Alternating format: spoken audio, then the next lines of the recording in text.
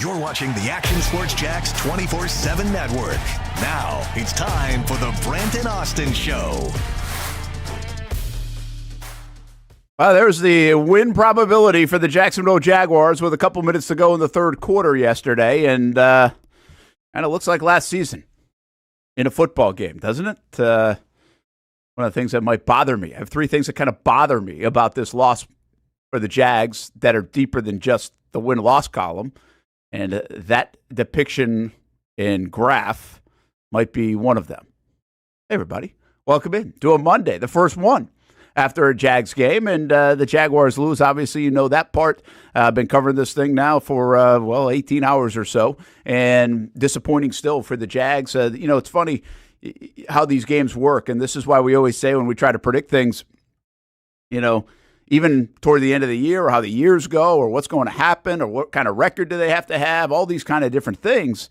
It's like, it's how it looks, it's how it feels, it's how the game flow goes. And so if you were to tell me that the Jags lose 20-17 to the Miami Dolphins, I was like, okay, that's feasible. Dolphins supposed to be pretty good. It's on the road to start the year. But the way it happened feels much worse. It feels like they lost by 30. In a way. So that's just the nature of sports. And, oh boy, let's talk about it for a few hours. Brent Martineau here, and Austen Lane still training for his upcoming fight in October out there in Las Vegas. He got to see it bright and early because football starts early out in Vegas, man. That's the good part. Yeah, that's the good part. I guess the bad part is that I almost threw up my breakfast, towards that fourth quarter a little bit because there was a lot to be frustrated over, Brent. And, I think it's a good point. I think expectations, despite maybe what the Vegas line said that, Miami was going to be a great team, a great offense. They're going to be hard to stop and everything. And I think for the most part, the defense showed up and there's a lot to break down and everything. But I'm just going to start off by saying, I think we all our fans and all the city of Jacksonville an apology because we're the ones saying for the whole time, for the entire offseason, the slogan should be, it feels a little different this year. It just feels a little different. And maybe it did in the first half. And then the second half, it was more of what we're accustomed to. They were playing all the greatest hits, bad penalties, bad turnovers, drop balls, questionable coaching decisions. They played all the greatest hits, Brent, and it was frustrating to say the least to watch. That's a really good point, and that's going to be, maybe we're jumping into my concerns about everything right away, and maybe we just start right there, Austin. There are deeper concerns about this game than just the loss. There's obviously, the headline is this. If Travis Etienne scores, the game's over, right, Austin? You would think so, yeah. Absolutely. Yeah, and I understand that's go ahead. I'm sorry. No. You go. And I was gonna say, and I understand that's the play, right? That play right there. It's essentially a 14-point swing. You score a touchdown, and you win that game. And I get it was a monumental play, Brent. But at the end of the day, this game, there's so many ups and downs in any game, and I just feel like any solid to great team can overcome moments like that. And you saw the Jaguars had that moment. It happened, and then they couldn't overcome it. And then it just snowballed from there, and it got worse and worse. And once again, we've seen this story, it feels like a million times. And yesterday it just seemed kind of like a rerun again. Yeah, I think listen, it's a good play, too, by Holland. And nobody ever wants to say that in sports, and I understand that. It's like all Etienne's fault and hold on to the football and put the other hand on it. I get it. It's a terrific play by Holland. I think sometimes you got to acknowledge that. But the bottom line is I feel really good about the Jaguars if they're up 24-7 with 17, 18 minutes to go in that football game.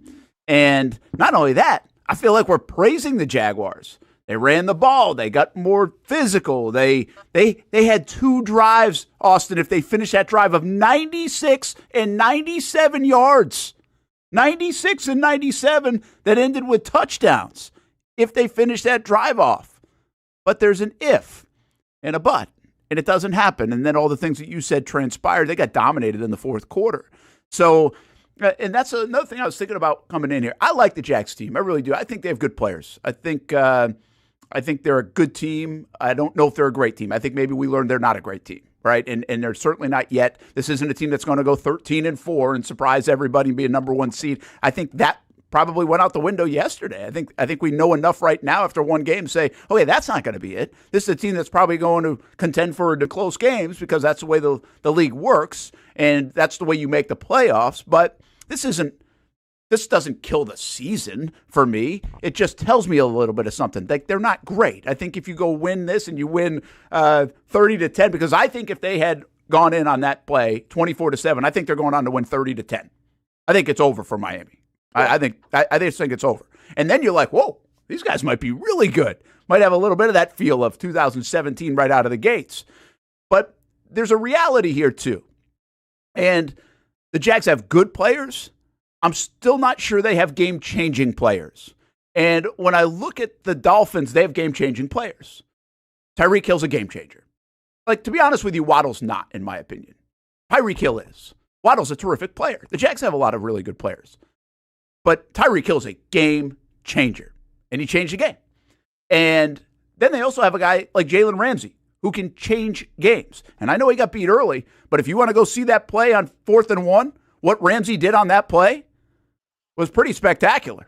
And when it's time to make a play, that guy's usually going to make a play. And so I don't know if they have a game changer on this football team or enough of them, Austen, to do those kind of things that I saw a Miami Dolphins team do, like the Kansas City Chiefs do. I think the Baltimore Ravens do. And there are other teams that do. I don't know if the Jags have, I'm not sure if any of those, or enough of those. Yeah, I mean, I understand what you're saying. I think we saw a rookie wide receiver in Brian Thomas Jr. who could be a game changer that we saw in the first half that kind of disappeared in the second half, and I get that we want to say that in the first half we're going after Ramsey and Ramsey wasn't looking that good, and it was great to see. And in the second half, yeah, Ramsey got some confidence. Do you know why? Because this team didn't really go with the deep ball that much the second half. So Ramsey wasn't really getting challenged the second half at all.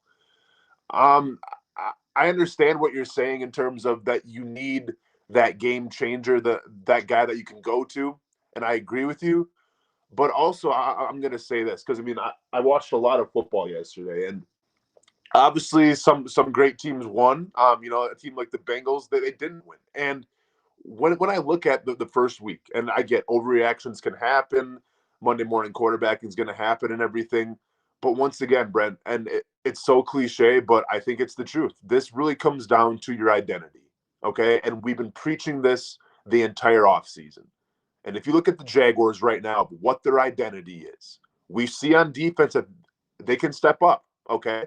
And thankfully, it wasn't too chaotic in terms of defensive line. Trayvon Walker going down. What a surprise. Trayvon Walker had 2 sacks yesterday. You know why? Because it came from the edge. What a surprise. Eric Armstead had a sack yesterday. Where'd it come from? The middle. Okay, great. So we're not going to get too complicated now with moving guys all over the place. We're going to put them where they're going to be to succeed. I like that. But it comes down to the offense. When you have Doug Pederson, who's a quarterback-friendly coach, when you have Press Taylor, who we think is calling the plays, what is your identity? And we saw a good dose of Tank Bigsby. I thought he looked pretty sharp yesterday. We saw in the first half a lot of confidence from Trevor Lawrence. But once again, I think we're left after this Miami game asking a bunch of questions, and one of those questions being, well, what the hell is this team's identity on offense? Yeah, it's a good take, and I'm going to hold my deep cuts concerns long term for a little bit longer because, there's just so much to get into here, and I think these are more headline things like you just brought up. I think you're right about identity. I have such a problem with this team the last couple of years with their offense not taking over games, with their offense not doing enough. And you might have heard or seen me now. I even brought it up to players yesterday in the locker room. But this game was so reminiscent to me of the Kansas City game last year, where the defense just, to keep Kansas City last year in the third game of the year to 17 points, you're like, hat tip, man. That wasn't supposed to be. Like, you're thinking keep them to 27. To keep the Miami Dolphins to essentially 17 points throughout this game and what they were doing in this game. And I know the yards at the end of the day. It's about the scoreboard. It's about the points. And they had, even when they gave up the 63-yard play to Waddle, Trayvon gets the big sack, knocks him out of field goal range. So this defense did it, and so it feels like it's such a missed opportunity because, hello, offense, it's supposed to be offense. Doug Pederson, Lombardi Trophy, offensive guy. Trevor Lawrence, $275 million guy. A lot of money spent, invested on the offense. That's what this team's supposed to be. That's what the league is. I think I counted there was one team in the league yesterday that won if you scored 17 points or fewer. And that was the New England Patriots, who somehow beat the Bengals 16-10. You don't win in the National Football League if you score 17 points. This game is all on the offense, Austin. Without a doubt. And first of all, kudos to the defense. Was it perfect? No. I mean, you still gave up some big plays to Tyreek Hill, but guess what, Brent? Like, it's Tyreek Hill, arguably the best wide receiver in the league. Those plays can happen. And when you lose your best cornerback to a hamstring injury, which, once again, maybe panic button time with that, but then when he goes down, and then I think you had Buster Brown come in, yeah, you lost a little bit. And then Tyreek Hill, it seemed like, started to feast a little bit. But if you hold this, and listen, I didn't have the Dolphins going to the playoffs. Like, I'm a believer in their offense, but as a team and a unit in totality, I'm not sold on Dolphins being an elite team or even like a really, really, really good team. But anytime you can hold their offense to 20 points, you have to capitalize.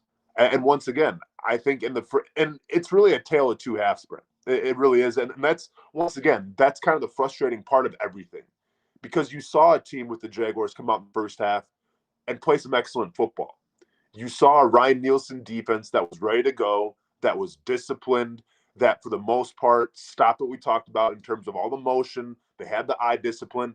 They had it all. You set your team up for success, and keep in mind this is a brand new defense that, could take a while to learn. Nope.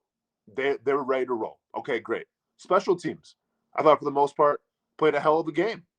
All right. They weren't the Achilles heel. They weren't the issue. Okay. They were pretty dependable. And then once again, in the first half, the offense looked like it was firing on all cylinders. Targets were being distributed.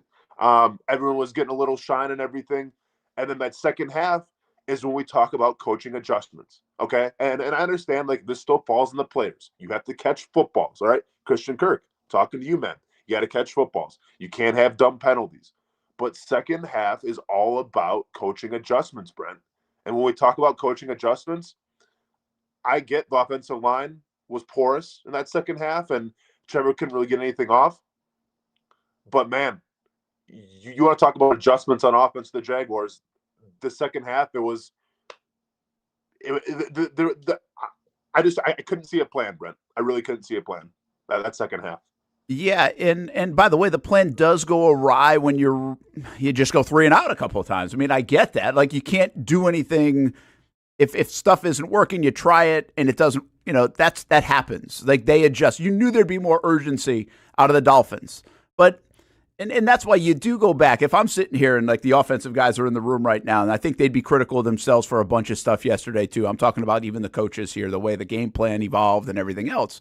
But I also come back to this, and this isn't necessarily a defense. I think it's a reality, is that if they get off their doorstep and go 97 yards, like, the offensive coach and play call and offensive whatever was really good that drive until they lost the fumble. Like, it's a put the game away drive if they do it. And then I'll give you one other example. And I think Etienne hasn't fumbled. He didn't fumble all last year.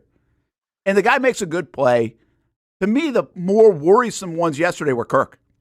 Kirk lost 2 third-down plays that were good throws, that were good designs, that were good play calls. He was open, and he missed them. And if he catches those, I think one of those is a field goal drive probably. They also chew up more clock, and that means your defense isn't as exhausted at the end. And then also Trevor throws more than 21 times because those drives stay alive. Man, those were killer plays. Kirk has to catch at least one of those, but both of those. Yeah. And especially when you talk about him being, Trevor's most dependable guy, Brent, right? Like, you don't take that moniker lightly. And maybe it was the injury that he's been out with, maybe a little bit. Maybe he was rusty. But when you're supposed to be that dependable guy, the trustworthy guy, you got to make those catches. And I agree with you. I think if you do make at least one of those catches, that's points on the board right there. And once again, Brent, it's more of the same that we've seen the past year or so with just drop balls. And then and then once again, like, it just snowballs. Like, once those drop balls happen, I'm like, oh, well, here we go then. Now Trevor's going to try to play outside himself a little more. He's got to make up for his teammates. Maybe holds the ball for too long. Then turn clock gets a little longer. All this stuff. Like, people want to say it's not scripted, Brent. We could have wrote that script yesterday. Yeah. When they filmed that fourth down conversion, because we've seen this so many times, and that's the frustrating thing about it. Like, we watch the game of football, we cover the game of football, and anything can happen, right? Once again, it's cliche, but it's the truth. Anything on any given Sunday can happen. But if you're a Jaguars fan, it just seems like we've seen this story so many times, and to me, that's where the frustration comes in. If this game would have been out of reach from the get-go, if Tyreek Hill gets off, for 200 yards in the first half, and the Jaguars are down by 10 or 14, it's like, okay, all right, maybe we should have saw this coming a little bit, new defense and everything. But then you come out in the first half, you play lights out, and you give this fan base hope. And then the second half, you give us more of the same. That's where the frustration comes into play. Yeah, it's I get it, and I just like, it's a hard mental gymnastics in my mind, because again, I'm such a players determine this thing, right? And these guys have got to make these plays. That's why I go back to the game changing stuff. Like, I thought, we'll get into this later, I thought Tua was really average, like really, really, really average, like really average. Like, he missed some throws by like 5 yards. Like, it wasn't even it.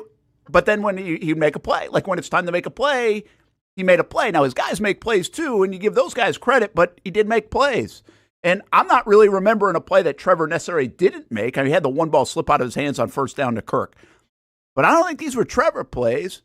Kirk's got to make those plays. Etienne has to finish that. Like, these are their guys. That's what they've got to be able to do. And this comes back to the offense. You said it, identity. This is an offense-led football team. For the last 2 years, they haven't really been an offense-led football team. In fact, reason why they collapsed last year, because their defense hit the tank. Their defense had saved them to get to 8-3. And then their defense hit the tank. And if you want to go back to the previous year, their defense saved them that year. Against the Tennessee Titans in the finale, when the offense wasn't doing much, the defense makes the play. Like, when is this offense going to make enough plays, take over, become that team that just you have to be afraid of? And some of this does go back to Trevor and the way they used him yesterday, now that you look back on it. Again, I think some of those numbers are skewed. If you go up 24-7, if Kirk catches some of these balls, I'm not sure we'd be saying this as much. But now in hindsight, when he throws it just one time in the final 3 drives, you're like, you just paid him $275 million. Let him do his thing. If he stinks it up, well, we'll criticize him. $275 million, Austen. Let him rip it. Yeah. Well, no, for sure. And this is the frustrating part to me, because, yeah, I understand. Is Tua a top 10 quarterback? Probably not. Does he play with a lot of great players? Absolutely. But I'm not going to sit here and say, well, I mean, Tua isn't that good. You know what? Tua threw for 338 yards yesterday. He did. Okay. And he was, he had a touchdown. Trevor threw for 162. And if you want to sit here week by week and break down why, Trevor threw for this much and why the quarterback maybe outplayed him a little bit, I mean, we can do a whole exercise. But at the end of the day, Tua threw for over 300 yards passing. And yeah, were they all dump-offs for the most part? Were they all short passes that turned into long passes because you have explosive guys like Jalen Waddle and Tyreek Hill? Sure. But at the end of the day, the numbers have to say something, Brent. Okay? And to me right now, the numbers say that 12 completions for Trevor Lawrence simply is not enough.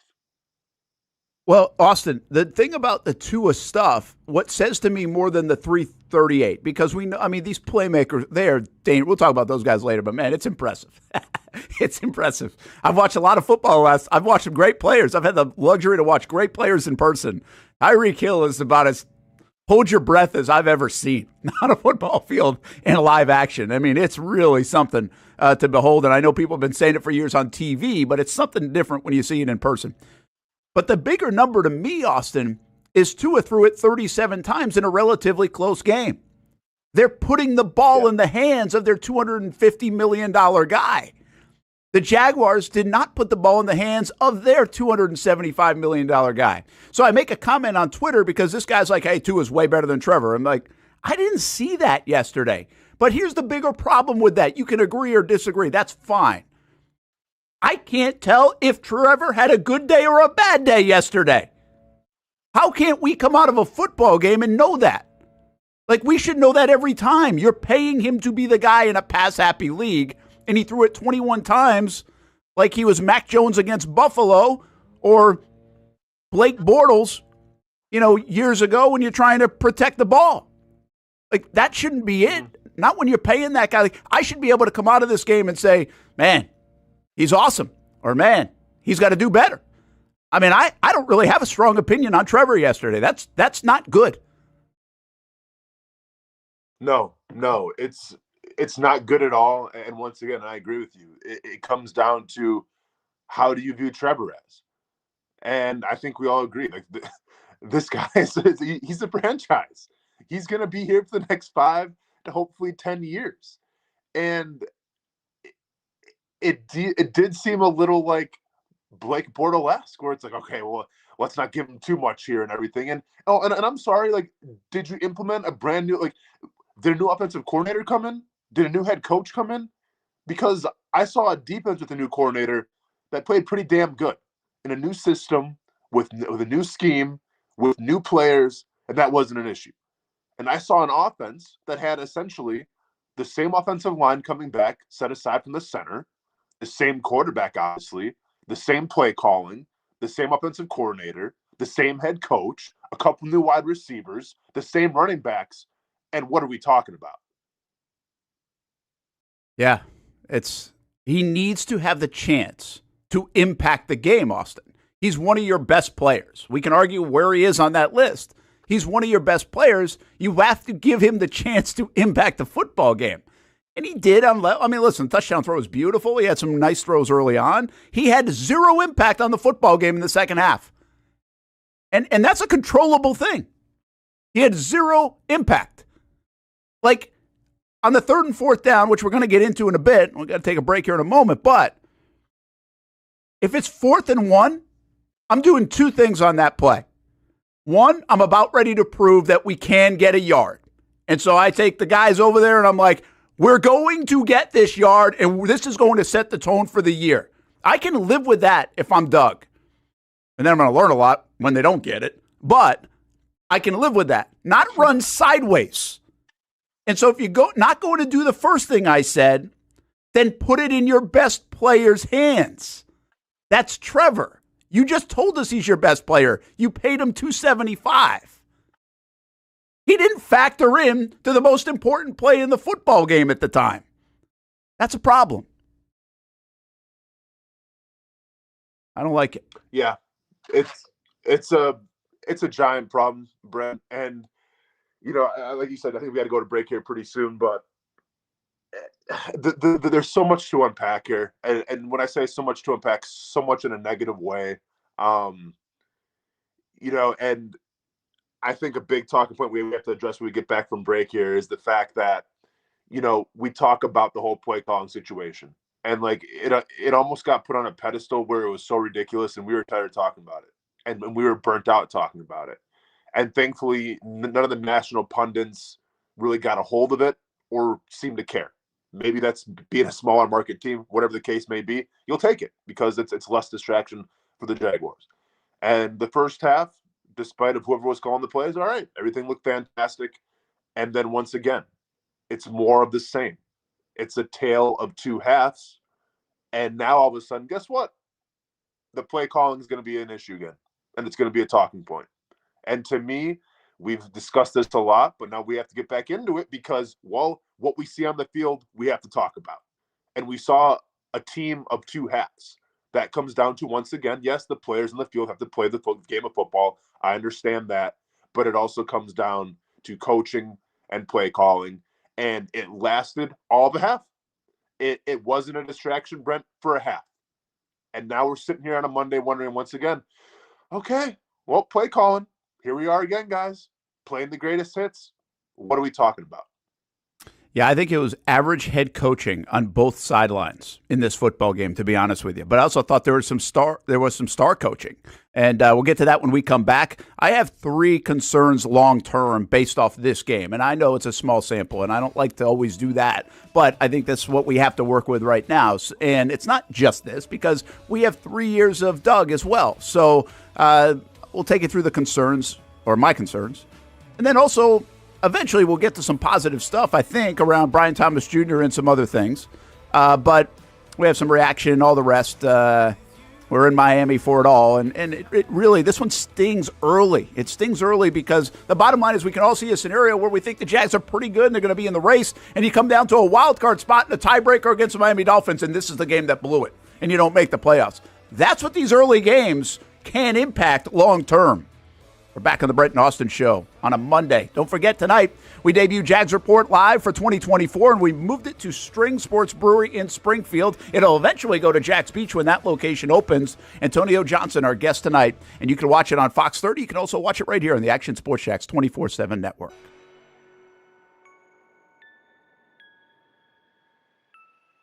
Everyone loves a good game night. Here you don't have to be the host. You don't have to clean up. They bring the food and drinks to you, and you can watch whatever you want on the big screens. It's more than a card room. It's a night full of fun with friends. Best Bet Jacksonville, Orange Park, and now the newest location here in St. Augustine, right off 95 at exit 311. A brand new clean room, a full bar and menu, my favorite sushi in town. And I love the fries too. You don't have to just play poker at Best Bet. That's why I come over here to the table games and play one-card poker. That's a pretty good card and a win. One-card poker is like war as a kid, you against the dealer. And this isn't the only fun table game to play. A friendly staff, a lot of fun. It's a good night out at Best Bet Jacksonville, Orange Park, and the newest location in St. Augustine. You can be a serious player or a novice. It doesn't matter. If winning equals fun, you're a winner every time at Best Bet. I'll save you a seat, and I'll see you down here at Best Bet St. Augustine. When I say it means something to me, gentlemen, it means something to me. High school football is back, and it's bigger than ever. Welcome to the Friday Night Zone Blitz. It is bigger than a game. Watch the biggest games each week live as the action unfolds with instant reaction and analysis from our Hall of Famer, Kevin Sullivan. It starts with live look-ins at the top matchups, including our Jaguars Prep Whataburger Game of the Week, and that is just the beginning of 4 straight hours of coverage. From 8 to 10:30, the Friday Night Zone Blitz is streaming on our Action News Jax app and online. At 10:30, the Friday Night Blitz you know and love. A half hour of highlights from around the area. 11 o'clock, we shine the spotlight on the bands that pump up the crowd. 11:15, it's time to blitz through the highlights online and on air. Then 11:35, back to the stream to break down the night's results with a reaction from local coaches. 4 straight hours of high school football on the Friday Night Zone Blitz. Only on Action Sports Jax 24/7. Nobody but Nimnicht. Our family has purchased 6 vehicles from Nimnicht Buick GMC. The #1 Buick GMC dealer in Jacksonville has lots of inventory to choose from with their best price guarantee. Who gives you top dollar for your trade? Nobody but Nimnicht. Save up to $10,000 off select new GMC Sierras or get rates as low as 1.9%. You know I'm a truck guy. GMC Sierra, my trim level is an SLT. This one's an Elevation. Pretty good looking color as well. So here at Nimnicht Buick GMC, you have a lot to pick from.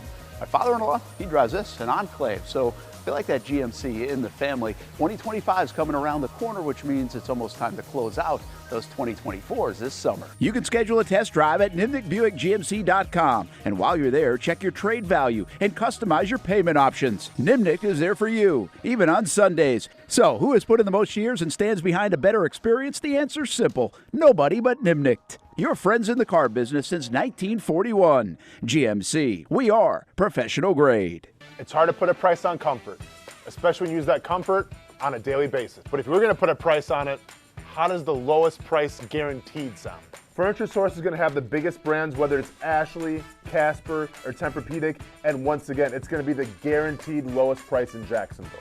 Right now, my friends at Furniture Source are gonna give you the ultimate hookup because all month long, they're making their inventory wholesale price. Check out their markdowns up to 50% off. And remember, since it's Furniture Source, you're getting the guaranteed lowest prices in Florida or your money back. Don't have the cash on you right now? It's no worry. Shop endless options to suit your style and budget and enjoy 36 months off with no interest financing. Why use your money when you can use theirs? Whether it's beds, couches, tables, or chairs, Furniture Source is going to have exactly what you're looking for. Shop the lowest prices in Jacksonville guaranteed. Find the location nearest you at FurnitureSourceJacks.com.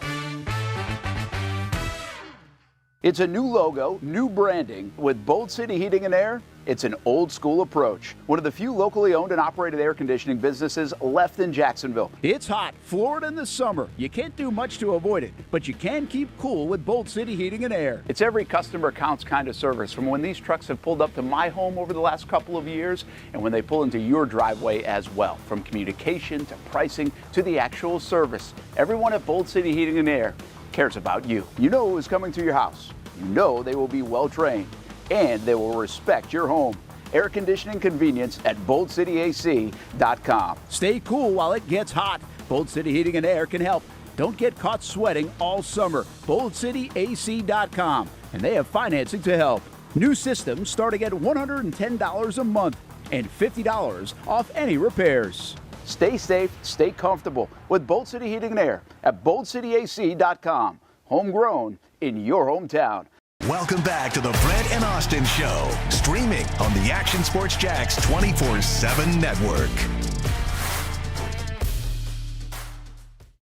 There's a look at our Dream 18 hats. We're a week away now from the Action Sports Jacks Dream 18. Looking forward to it. Man, get this rain out of here, huh? Golly. I checked with the golf course a few days ago. They were doing okay even with all the rain, so that's a good sign. But it is just raining. It was fine in South Florida. Come back up here, and, of course, the raindrops are going. Quick shout out to the folks at Dome Hats for those hats. They're going to be playing in it. Just talking to them this morning. And Cadillac, our title sponsors, Access Golf as well. And we're raising money for North Florida Junior Golf Foundation, St. Michael Soldiers. It will be a week from today. And plenty of food options out there, by the way. Whataburger. Friends of Whataburger will be there. Jumpin' Jack's House of Food, Metro Diner, Hurricanes, Donato's Pizza, Vita de Louis, Willie Jules, Smoothie King, Fogo de Chao.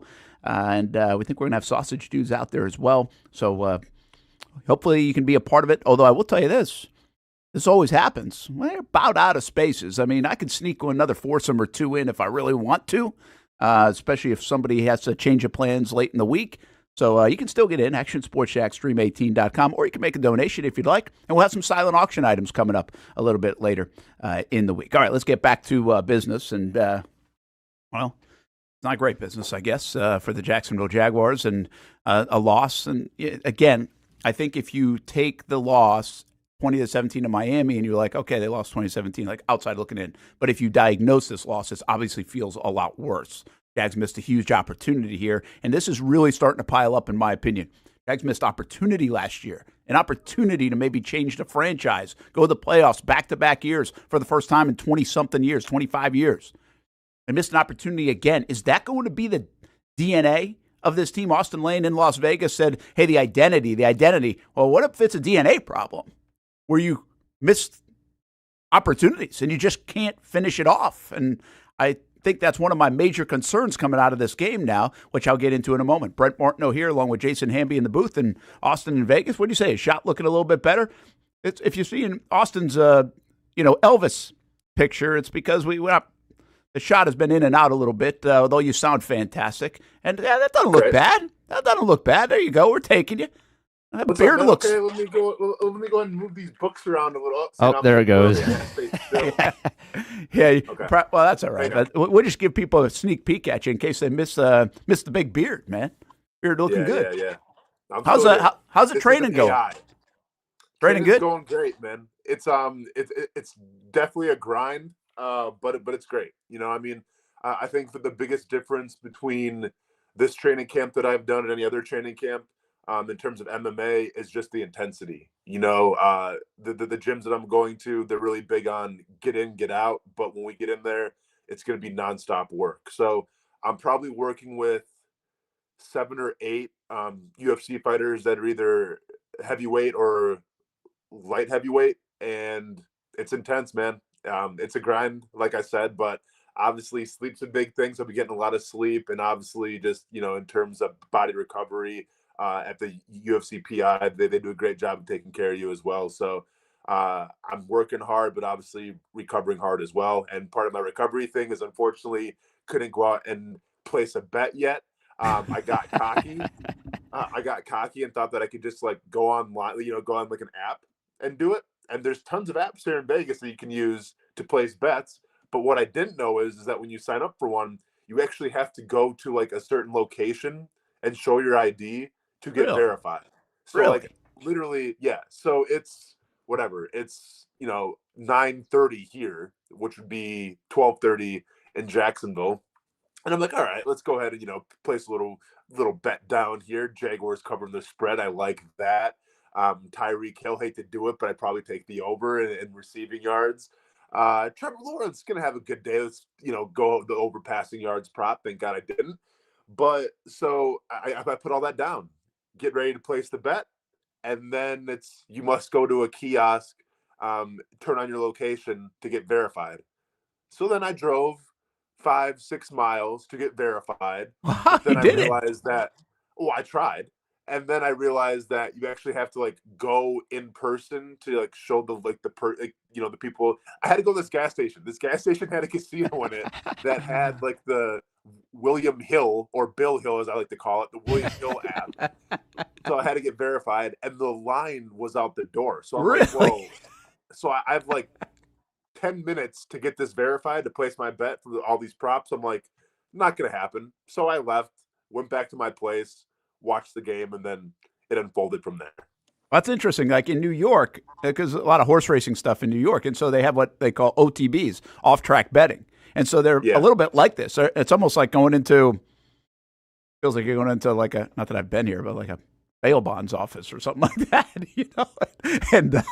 and just walking into some little small, strip mall kind of office, and you place your bet in those. So it kind of reminds me of that. I did not know that was part of the deal out there in Las Vegas. Well, it was good to see Austin, and we'll poke back in here or there, but the shot's been a little shady, so we like that picture of him. We just want to make him look good the whole time. And let's get back to talking Jags. We'll continue to talk about your fight upcoming. All right, here's the thing. I thought there was average head coaching in this game, Austin. And I know Doug's getting the brunt of it right now, and that's just the nature of the beast in this business. But we'll start with Doug, but I also thought this was Mike McDaniel too. I thought Mike McDaniel, he with all those weapons and everything else, I thought they were discombobulated. I thought they'd lose 3 timeouts in the first half. He continues to have issues at times getting play calls in or whatever else. They had killer penalties. They were sloppy, and that's one of the problems with this game is the Jags didn't take advantage enough. Now, to their credit, they made adjustments in the second half, but I don't know. I'm still not 100% sold on McDaniel. I think he is a very good mind. I think he does a lot of good things, but I'm not sure from a head coaching standpoint he does a lot of the other things great. But let's talk about our guy in Doug Pederson, who I'm a huge fan of, by the way. I'll preface this. I'm a big fan of Doug. I think what he's done already in Jacksonville has been a lot, quite frankly, coming off the Urban Meyer era. But now we're getting to the point, is it enough? And is he doing enough? And yesterday was a little concerning for me because as much as I knew he was going to go for that 4th and 1, I also think... So, what's that? You knew right away he was going for it. Oh, there's no doubt in my mind he was going for that. No doubt. Unreal. Yeah, I even put a poll up because they took a timeout, and I put a 5-minute poll up because they gave us a break there. Usually those are no good if they're running the play right next. But I was convinced he was going for it. It's just that's what Doug does. Doug stays aggressive. Okay, so he's aggressive there, but really, if you look at the totality of the second half, they weren't aggressive at all. And so what does that tell me? I think it showed me he panicked a little bit in that spot, Austin. He felt the rest of Jacksonville felt in that moment, like we're screwed, we're going to lose, the momentum's so much against us. We fumbled at the doorstep. They just had an 80-yard play. If we don't make a first down here, the game's over. And it felt like that's what he was trying to tell his team almost. I mean, okay, yeah, I guess, Brent, but here's my issue with it. And I understand hindsight's 20/20, right? Where if they get the first down, maybe the momentum carries on, you win the game. Okay, great. I understand all of that. But here's my line of thinking and why I didn't like the call, regardless if they're like, if they would have converted and, you know, we're all celebrating, Jaguars keep on pushing, that's fine. But even in the back of my mind, if they would have converted, I still would have been, I didn't like that call. Because to me, the thing that you could hang your head on that game was your defense. Now, I understand. Etienne fumbles. They score right after it. The momentum was changing. And I wasn't there at that game, right? I was watching it on TV, but I assumed the crowd got super into it when they scored that touchdown, and then the Dolphins were down by 3. Oh, okay. Yeah, they had been dead the whole game, too. Yeah. At that same time, though, I would put it on my defense and be like, all right, guys, you know, the offense messed up a little bit. We can convert that third down. We need our defense and Ryan Nielsen now to step up and carry us a little more. And I think the defense would have been up for the challenge. In that situation where, you know, quote unquote, the game could be on the line, I'm gonna rely on the teams that show that they're probably playing at their best right now. And that's their defense. It's Trayvon Walker, okay? It's Eric Armstead. I understand that this is the point where Tyson Campbell is out too, right? Yes. With the hamstring. Had he been out yet? Can't remember. I can't remember that either. Okay. He might have been, but nevertheless, I'm going to put it on my defense once again. Maybe it's not the most fair thing to do, but I'll put it on my defense to say, all right, guys, let's go ahead and punt it deep, right? We have a great punter. Let's put them inside. Hopefully they're 10 or whatever the case may be, and let's go out there and win a football game. That would have been my mindset, because to me, the juice wasn't worth the squeeze. Once again, even if you make that conversion, I'm still leery about it because I know what it looks like if you don't. I know what it does for the crowd if you don't. I know what it does for the Dolphins if you don't.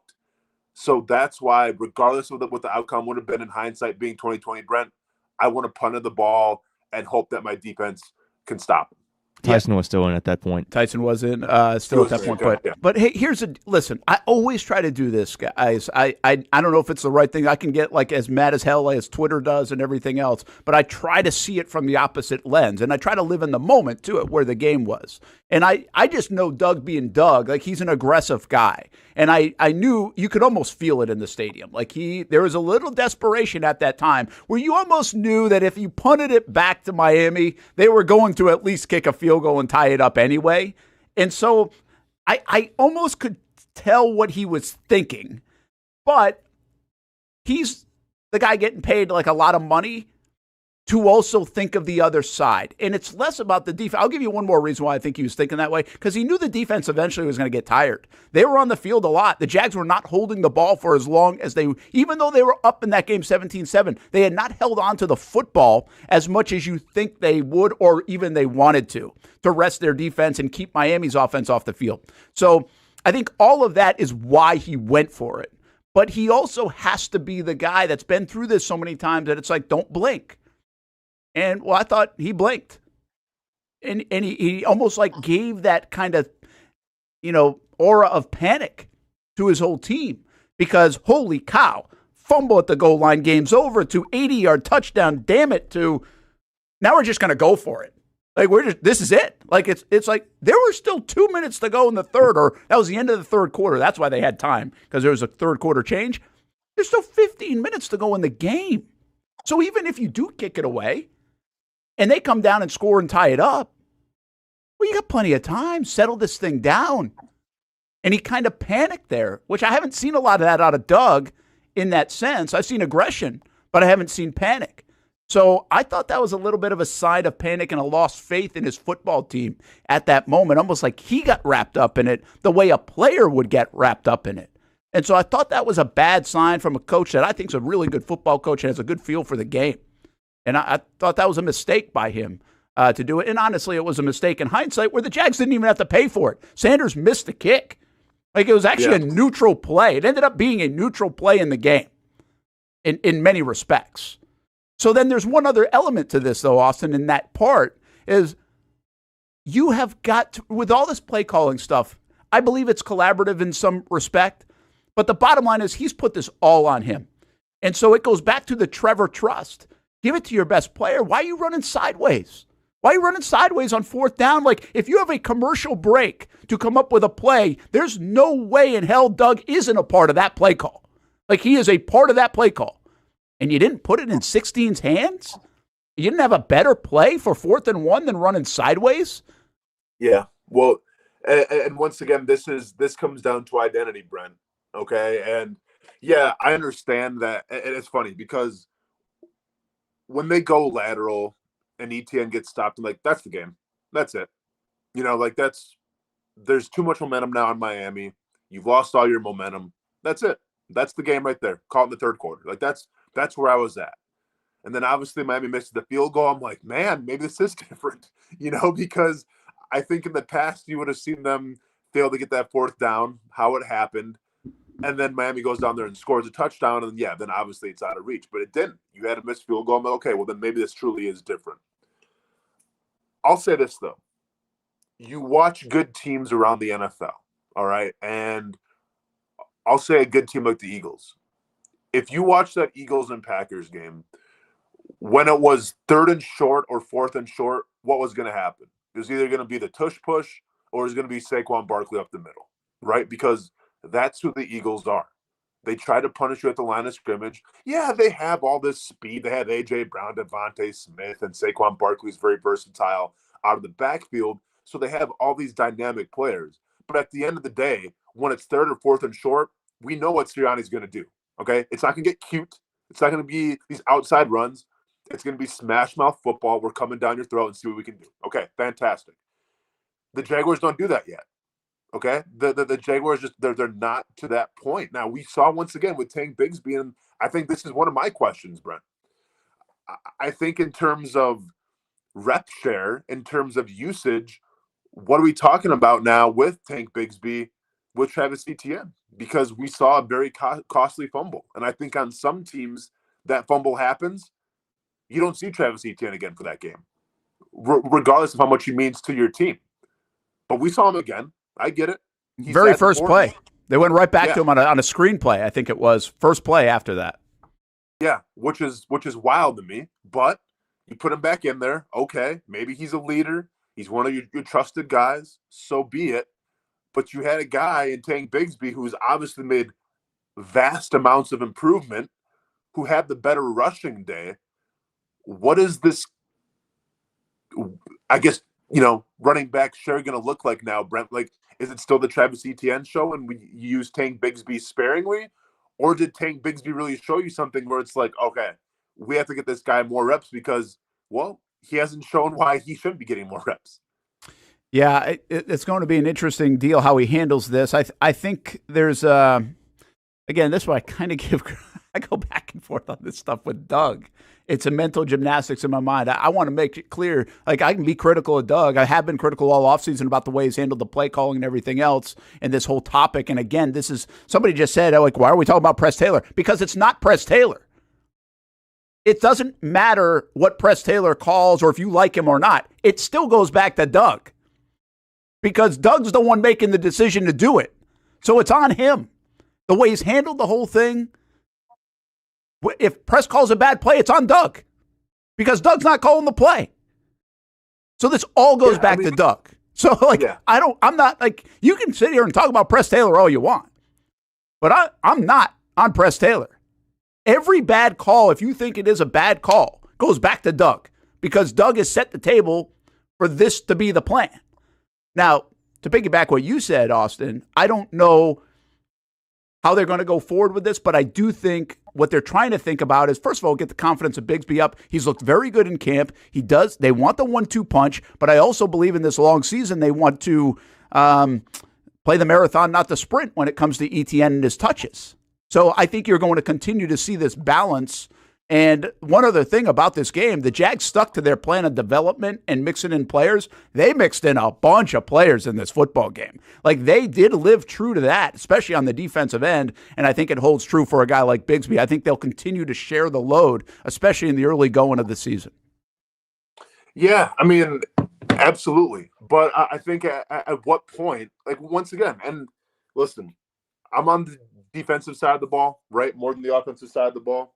So I guess it's still in Doug Pederson we trust. But how do you feel about the Etienne situation? I understand that he's meant a lot to this team the past couple of years, one of the best players. And to be fair, I think one of the better consistent players.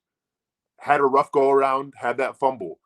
Do you sit him or do you throw him right back in the mix then, Brent, if you're Doug Pederson? Because once again, I'm not, and I agree with you here with Press Taylor. Like, we can sit here and question everything that Press Taylor did, the play calling, the fourth one, all that stuff. Because and correct me if I'm wrong here, Press Taylor was calling the plays, yeah? Yeah, of course. Okay, yeah, exactly. And if that's the case, then great. But, and I agree with you here too, this all comes down to Doug Pederson. Because this is happening in your watch. You're letting this happen, okay? We've talked about how many damn times where you won a Super Bowl calling the plays. You don't want to do it, that's fine. But then when it goes south and when it looks like it did yesterday, yeah, Press, we'll hold you accountable. But guess what, Doug? It's on your watch. So I agree with you there. But my question is do they make maybe a little mistake of at least not sitting Etienne for a series or so, just to be like, hey, we can't have this. This is the old Jacksonville Jaguars way. We can't do this anymore. Yeah, I don't know. I think that's a delicate balance, man, and you know this because you've been in it. And it might be different for a ball carrier than it is for a defensive guy, but I think you can't just say, okay, we lost confidence in you, right? There was a little bit of that last year with Tank. And I am not going to be hypocritical here on this one. I have been a huge fan of Etienne. I am a huge fan of Etienne. I think he's a dynamic player for them. I think he's one of their most dynamic players. I think that's why I go back to the top of the show. And when I'm talking about game-changing players, he's one of the guys that can be it. So he can't change the game in a negative way. But he did on this day. He also didn't fumble all last year after he went through a brief spell of fumbling in his second season, which was essentially his rookie year because he missed the whole rookie year. I'm not doing that. I thought Tank Bigsby was good, really good. And that's a great sign. Great sign. I mean, he had two of the biggest plays in the game coming off the goal line. 17-yard run to 26-yard run. He was tremendous.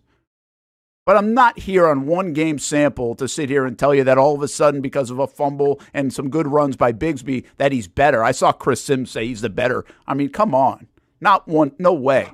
I'm not giving up on a guy there yet, Austin. I don't think that's fair to Etienne. I think he's done a lot. I think he's done a lot behind a questionable run offensive line at times.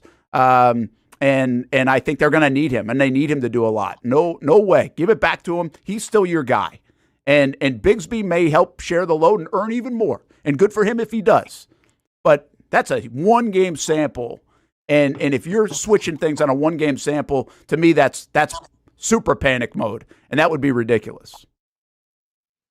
Yeah, I mean, I understand, Brent. But at the same time, to me, at least running the football, Tank Bigsby looked better yesterday. He did. And I understand that you've had a lot of rapport built up with Travis Etienne, and you're to continue to use him. I get that. I understand all that. But at some point, I wonder if you just go, we have to ride the hot hand a little bit, and we have to lean more towards Tank Bigsby. Now, it's a one-off. It's one game. You have Cleveland coming to town now, and obviously we'll break that down later in the week and everything.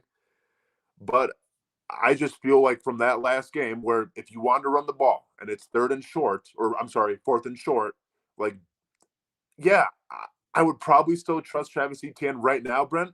But now in hindsight, hindsight being 2020 in retrospect, I may give it now more like the short yardage carries to Tank Bigsby because he hasn't proven me wrong yet. Yeah, it'll be interesting to see. Somebody in the chat says Etienne might have been a little shook prior to the fumble, saw his workload cut less than Tank, started the second half on the bench. Fumble was a result of not having good feel for the game. I don't know, guy. I'm not going there. I think Etienne, by the way, he's been a huge supporter of Tank Bigsby. I think he likes the idea of this 1-2 punch. Everything he said, I think it's pretty genuine. I know everybody wants the football, but you get the game plan, and it was a good play. Like, it wasn't. I mean, Austin, he's got to cover the football up with two hands going into the goal line, right? I mean, that's the fix. Yeah. But other than that, it's a hell of a play by Holland, this is part of what we do for a living that I hate. When somebody makes a good play or a bad play, it's just a good play or a bad play by your team. Sometimes there's a good play by the other team that helps out the bad play by your team. And this was an example of it. Yeah, because listen, if this was on the other side, right, and we'll say like Cisco or Savage make that play, we're not talking about like how bad of like, ball discipline it was from, Mostert or Etienne. It's, oh no, that was a great play by the defender. And it was a great play, right? And they make a lot of money too on the other side of the ball, right? So I understand all of that. But when you talk about a 14-point swing, Brent, and once again, it doesn't come down to one play. And I know that's cliche. And I know people want to say if Travis Etienne gets in the end zone there, the game's probably over, and I would probably agree with you. But I can sit here and pick maybe 4 or 5 other plays where if they happen like they're supposed to, and it's not more of the old Jaguars, you still probably win that game. Yeah, I agree. Listen, it's a huge play. You don't want to stick it on one play. That play gets in the end zone, the game's over.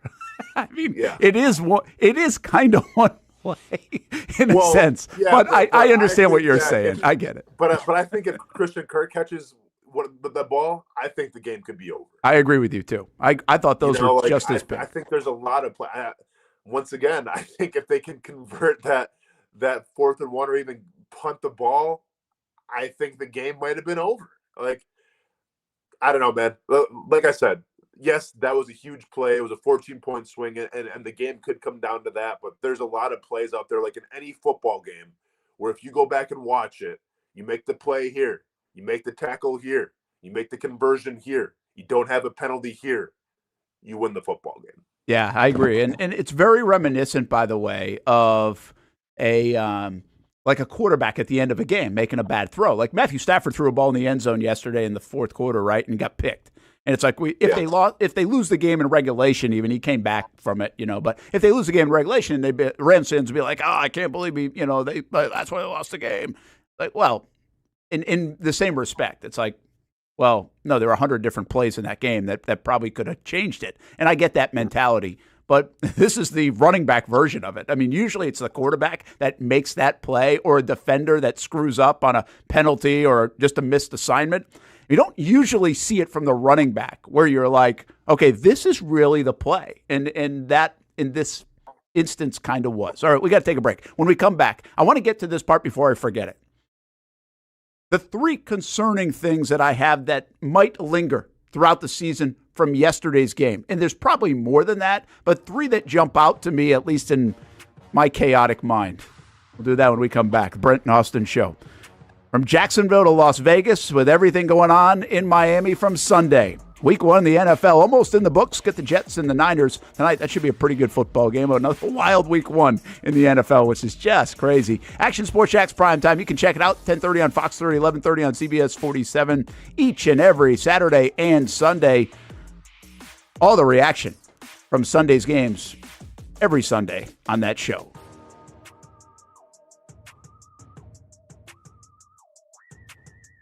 If you don't see a pit, it ain't legit. When you hear that, you think Bono's Pit Barbecue, a staple in Northeast Florida now for 75 years. A place that feels like home with friendly service, a meeting place for friends, family, or business occasions. On the menu, the corn nuggets are a favorite in our house, but there's something for everyone. Sandwiches, platters, salads, sides, desserts, and family feasts. You see Bono's all over the place in Northeast Florida. There are almost 20 locations in the Jacksonville area now, so stop on by, sit down, and dine in with Bono's. You can also take it to go. There are drive-thrus in many of the locations, And they have delivery options too. Just download the Bonos app to make things easy. I signed up for the loyalty program, and you can too, to get special offers. If Jacksonville is home, few things feel more Jacksonville than Bonos Pit Barbecue. Celebrate 75 years and many more to come. Bonos Pit Barbecue. If you don't see a pit, it ain't legit. For the game day hustle and every day in between. Juggling my show, Jag Social, to going under the Friday night lights and a social life, it's a daily tournament. But this ride, MVP status. The all-new 2024 Lincoln Nautilus isn't just my car, it's my personal locker room, office on the go, and VIP lounge on wheels. Let's talk tech. My profile remembers everything from customizing my dash display to setting the ambient lighting and my signature scent. And wireless charging, essential for live tweeting scores. Whether I'm packing for a beach day with friends or heading to the gym, there's space for every passion. After dominating all day, this becomes my recovery zone. The massage feature is like having a personal PT on call. Life's a non-stop game, but with this ride, I'm always on my A game. The 2024 Lincoln Nautilus. Drive your passion. You trust CGC to make your water great, and now you can trust CGC with your plumbing needs as well. Fast, convenient scheduling, licensed and insured. A quick call away at 904-552-1242. You never know when you're going to have an issue with a shower, toilet, or maybe it's a sink that sometimes is easy to fix. All right, let's be honest. I'm not fixing anything. I'm totally staging this because when I have a plumbing problem, I call CGC Water Treatment and Plumbing. Trained professionals, transparent pricing, customer satisfaction. Small problem or even a bigger issue. Maybe you need a new tankless water heater or something a bit more intricate. The experts with 25 years of experience at CGC Water Treatment and Plumbing can do it all. Call 904-552-1242 or visit cgcwater.com. Right now, get 10% off any residential job of $500 or more. CGC Water Treatment and Plumbing, an authorized independent Connecticut dealer. Florida license number CFC 1432579. At Southampton, local golfers have no shortage of options when it comes to picking a course to play here in Northeast Florida year-round. Yet time and time again, I find myself here at the Golf Club at Southampton. Easy to get to off 210 in St. Johns County. It's family-owned and operated and renowned for being one of the area's most player-friendly. That's just one of the reasons we hold the Action Sports Jax Dream 18 charity golf tournament here each fall. The Mark McCumber design layout is great for all skill levels of golfers, from the guys who bomb it a mile on the range to golfers like me who are just happy to put it in the fairway, which Southampton has very accommodating fairways. And if you need new clubs, come down to the pro shop. They'll fit you up and get you a nice new set like they did for me. For more information on membership or to book a tee time and see for yourself, head over to golfsouthampton.com or call the clubhouse at 904-287-7529. The Golf Club at Southampton. It's the official home of the Action Sports Jax Dream 18. Make it your home for golf too. It's the place we party in football season with Jaguars All Access. Welcome to Spring Sports Brewery, everybody. Say hello to our guest tonight. That is Trevor Lawrence. You can bring your party or event to Spring Sports Brewery in Springfield any day and any time. Rehearsal dinners, corporate events, birthdays. Here at Strings, you can enjoy the inside area and the outside area. Good for any weather, good for any occasion. Watch the games, play the games, shoot some hoops. Beer? Yeah, they have that. Plenty of choices. And sure, this is a brewery, but Strings is also a restaurant, and the food is fantastic. A full menu made from scratch meals. And if you need String Sports Brewery to help with a party at your place, they cater too.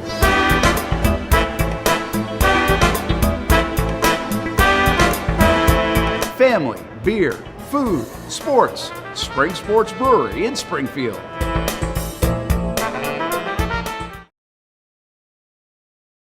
Welcome back to the Brent and Austen Show, streaming on the Action Sports Jax 24/7 network. All right, welcome to your Monday morning quarterback report, driven by your local Hyundai dealers. There's joy in every journey. Jags will still be finding that joy somewhere down the road. Atta baby. Brent Martineau, Austen Lane, Jason Hamby on a Monday.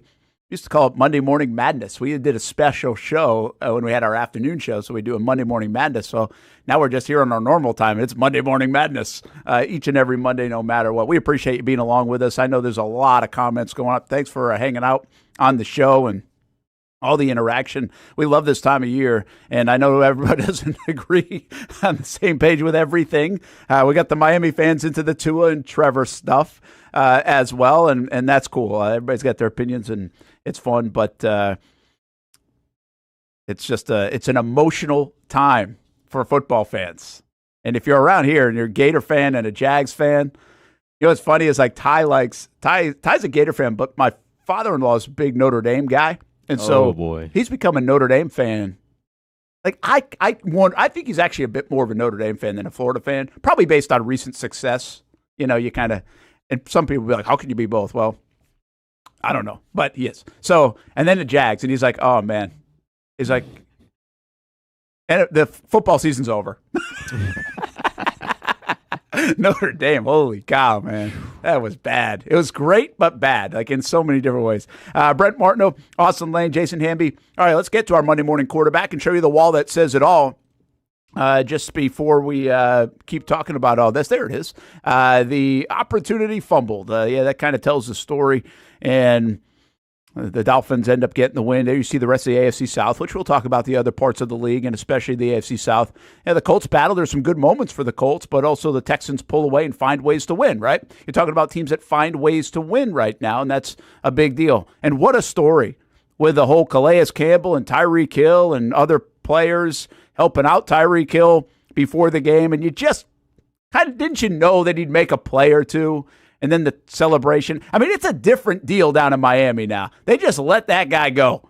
I mean, it's a movie with him and Rosenhaus to me. I tweeted. It's just like, it's crazy. I'm not saying he was in the wrong. There's obviously a lot of stuff coming out of there, but what a wild day yesterday down in Miami. Brian Thomas Jr., we'll get to him in a bit because I do think that's a super positive sign of what we saw yesterday. And the Trevor tracker is bothersome because of the 21. It's bothersome. Now, I will say this. I went and looked up other star quarterbacks and what their numbers were like and how many times they threw. Josh Allen only threw it 23 times yesterday for the Buffalo Bills. How many times did he tote it, though? He did have like 9 more, so that's a good point there. But like Stroud threw it 32. Tua threw it 37. I've got some other examples too, but it wasn't, they didn't let everybody just let it rip. In fact, I saw something today. I'd have to find the tweet. But depending on what goes on with the Jets in the Niners game, and if there's like under 680 yards passing, I think I saw, it'll be the fewest passing yards in the first week of the NFL season since 2010. Austen Lane out in Vegas, I don't understand it. Is this like last year where we, a couple weeks into the season, we're like, well, the defenses are not dominating, but definitely the edge is on the defensive side of the ball. Why aren't offenses coming out of the gates hot the last couple of years? Yeah, I mean, it's a great question because, speed obviously becomes more and more evident every single year. I just think that when you talk about these intricate offenses, Brent, and all this timing and everything, regardless of how long you play with your quarterback, I think it takes a little time to build. And when you talk about shortened practices now, you talk about shortened training camps and everything, I think it's harder to find that rapport. So I think defenses definitely have that advantage. Yeah, I'm going to talk a little deeper about that tomorrow because I just hadn't had time to go back. But I remember this conversation last year. I think it was last year that defenses out of the gates were stronger than offenses. We're talking about a pass-happy league, and we'll have our thoughts on the offensive lines. I do think that's an issue across the league, but it also brings up other issues like, okay, you're paying quarterbacks a bunch of money. Why are you only getting 20 points? I mean, even yesterday, the Lions and the Rams game was 20-20 until they scored the touchdown in overtime. Yeah. I mean, these are not high-scoring affairs for the most part. You'll get New Orleans obviously looked very good, and the Bills game was 34-28. But I don't even think you're getting those kind of games, Austin, unless you have like a kickoff return touchdown or a defensive touchdown early in the season. So a lot has to happen. And crazy enough, you get a game like Chicago where they don't even throw for 100 yards, and they win the damn football game and score 24 points. No offensive touchdowns. Yeah, I mean, that's the thing, too. Like, obviously, I think the Jaguars are feeling a certain type of way right now, and or like the fan base as well. And with the Titans, you know how I feel about them, Brent. Right, sleeping on them. Right, nice, rested. They're up 17-0. Circadian rhythms getting reset.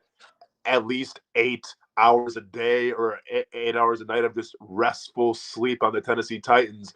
But they should have won that game yesterday.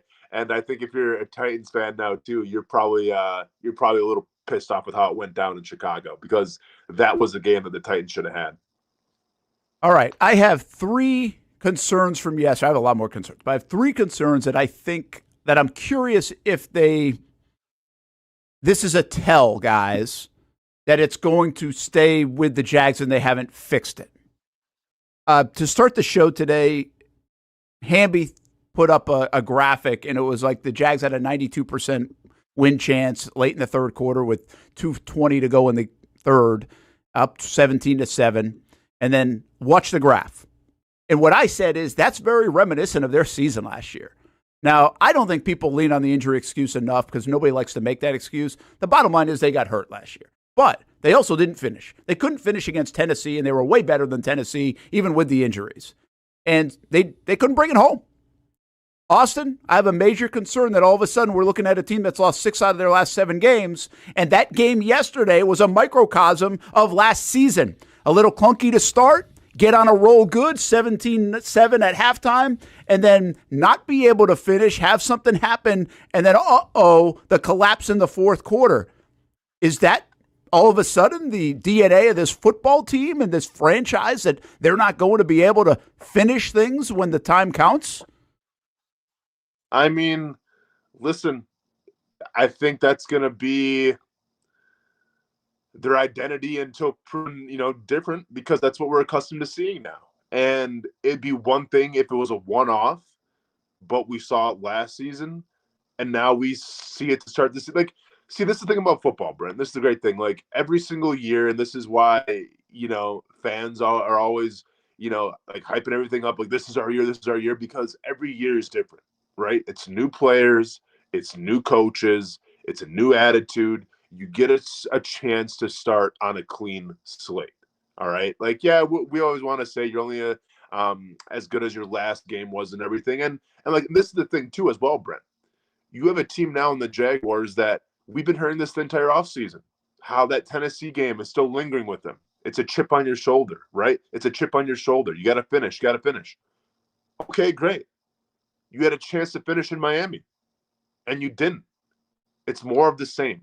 So, yeah, I think right now that's part of their DNA. That's part of their makeup until you can buck that trend. And guess what?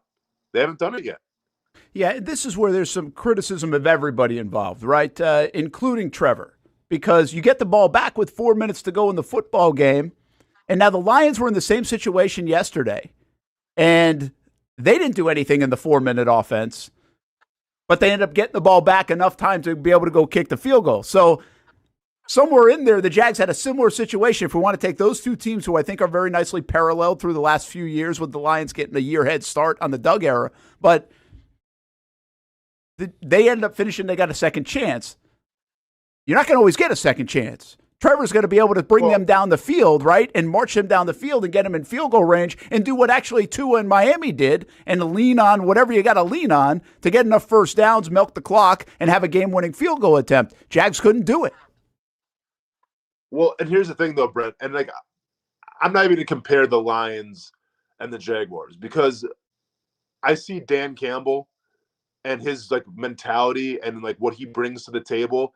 And if you watch that last drive where the Lions won the game, that was Dan Campbell all day. That was win in the trenches, pound the rock, and listen, like I get fatigue was definitely a thing, and to be fair, I think the Jaguars for the most part in that second half were getting a little fatigued in terms of having to be out there the entire time, because you can't keep going 3 and out. You're putting your defense in a really bad hole there.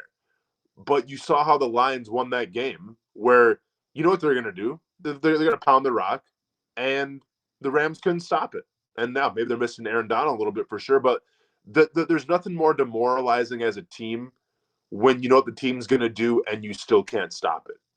And that's what the Lions did. They relied on their offensive line. They relied on the grit, on the toughness that Dan Campbell brings, and that was a DNA win. That's the difference between the Lions and the Jaguars. They have DNA wins when they need it. We have DNA losses. Yeah, that's a pretty profound statement. And I do think, though, Austin, this goes back to a lot of different conversation points, is your DNA is really your quarterback and your coach. Your coach and your quarterback right now. Like, that's what it should be. That's what you should lean on, at least to build your DNA and find your DNA. That's what Campbell has done. It's Campbell and Goff. The Jags have to lean on 16. Like, he's the DNA. He's the winner. He's the guy. And he's going to have to deliver. Like, you want to be able to come out of this game and be like, all right, you leaned on him and he didn't deliver. I mean, you don't want to say that, but if they were going to lose, you want it to be like, come on, Trevor, let's go. They just paid you. It's really hard to come out of that game and say that. Now, there was a great coverage sack by Miami. They did try to throw it a couple more times. They got sacked 2 times in a row. Offensive line got leaky. Was that a conditioning thing? Was that a Miami stepping up thing? Maybe Miami's defense is better. Who knows? They made the adjustments, all those things. So let me continue on with my concerns. Austin, I think in the NFL, there's a lot of luck that goes into it, from injuries to breaks, right? And I think a lot of times you lose games, especially on the road, because you don't get breaks. My goodness, the Jags got breaks. I mean, the Jags had breaks in this game. The Jags went for it, ill-advised by many, and the guy misses a field goal, just shanks it. Just totally whiffed and missed it. The Jags, Tua in the first half, had a couple of receivers wide open, overthrows them for what could have been big plays in that prolific and dangerous offense. Tua, in my opinion, in the first half, and I know the numbers speak differently in the second half, and good for him, but if you watch the first half of that game, he wasn't just missing guys. He was missing little screen passes or out-of-bound type plays by like 3 or 4 yards. He had Tyreek Hill missed him by a good 4 yards on just like a simple play that it looks like they run 100 times. Like, they were not clicking. They had penalties that pulled back drives. They got a big play to Waddle, and then Trayvon comes up with a big play to knock him out of field goal range. A bad sack, really, by Tua in that instance to go back 14 yards. So they had all these things happening, and they still can't take advantage and win the football game. That's not a good sign when you get breaks in a game on the road and you still lose. I mean, you had two of their best players in handcuffs, Brent, before the game. That's a good point. Well, no, seriously, and I understand that, like, that they got their fine and everything, but like that's gonna linger. Like, I'm not sure you've been put in handcuffs before. It's not a great experience, okay? And once again, and I don't want to get too in depth in to police stuff like that, but I think it speaks volumes when you have a guy like Calais Campbell, who we all know, Brent, and you can call this a biased take or whatever. And I don't envy police officers whatsoever, because it's a hard ass job, man, and I couldn't do it. So I can't even relate to be like what it would be like to be a police officer. But I have a hard time believing that Calais Campbell had to get handcuffed because of how, like, he was appearing threatening. Like, yeah, he's a big dude, but off the field, he's also a giant teddy bear who's probably just having his teammates back. So, like, that kind of irked me the wrong way when I was watching that interview with Calais Campbell, saying it, putting handcuffs and everything. Just not a good look for, I think, the city of Miami, who that's one of the guys that you want to have, like, on the street. Yeah, that's one of the guys that you want to have community to help elevate it. But nevertheless, yeah, so you had two guys that are going through that. Like, that's something as well. And like, I remember like reading about him, like, is Tyreek Hill even going to play? Like, yeah, could you imagine if he doesn't even make it to the game? Yeah. So it just seemed like you had everything going in your favor before the game with, knock on wood, with injuries and in terms of what Miami was dealing with. Was Ramsey going to be 100% and everything? And you just still can't capitalize, Brent. And once again, it's a laundry list of things that you can turn to be frustrated about. Yeah, and I just don't – I think that's a dangerous sign if you get some breaks in a game. And again, even Bradley Chubb or Ramsey or, Phillips coming back, he's not full go. He looked pretty good, to be honest with you. So They got breaks going into this game, as well, even on the road, and they still couldn't capitalize. And that's, again, they had these chances and they didn't finish it. So it kind of correlates to my first concern of not being able to finish the race and just take control fully. And then the last one for me is just one that I just don't know if it's ever going to get fixed in Jacksonville. I can't explain it. I think, Doug, if you look at this 2 now plus year run, his offense can move the ball up and down the field. If it's 2nd and 20, they can get out of 2nd and 20. If it's 1st and 15, they get out of 1st and 15. Shoot, if it's 3rd and 8, 3rd and 9, they got to play and sometimes make it more often than probably a lot of other teams. They can't get a freaking yard. When it matters, this Doug Pederson coached football team for now going on 3 years cannot get a yard. And that's on 2 guys. That's on Doug and Trent Baalke.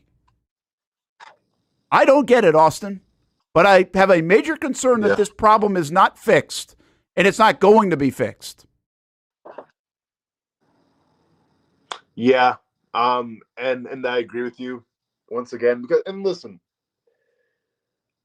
I want to sit here and say in Las Vegas, with this sun shining, a beautiful day here. I'm sure it's raining and cloudy in Jacksonville because, Florida.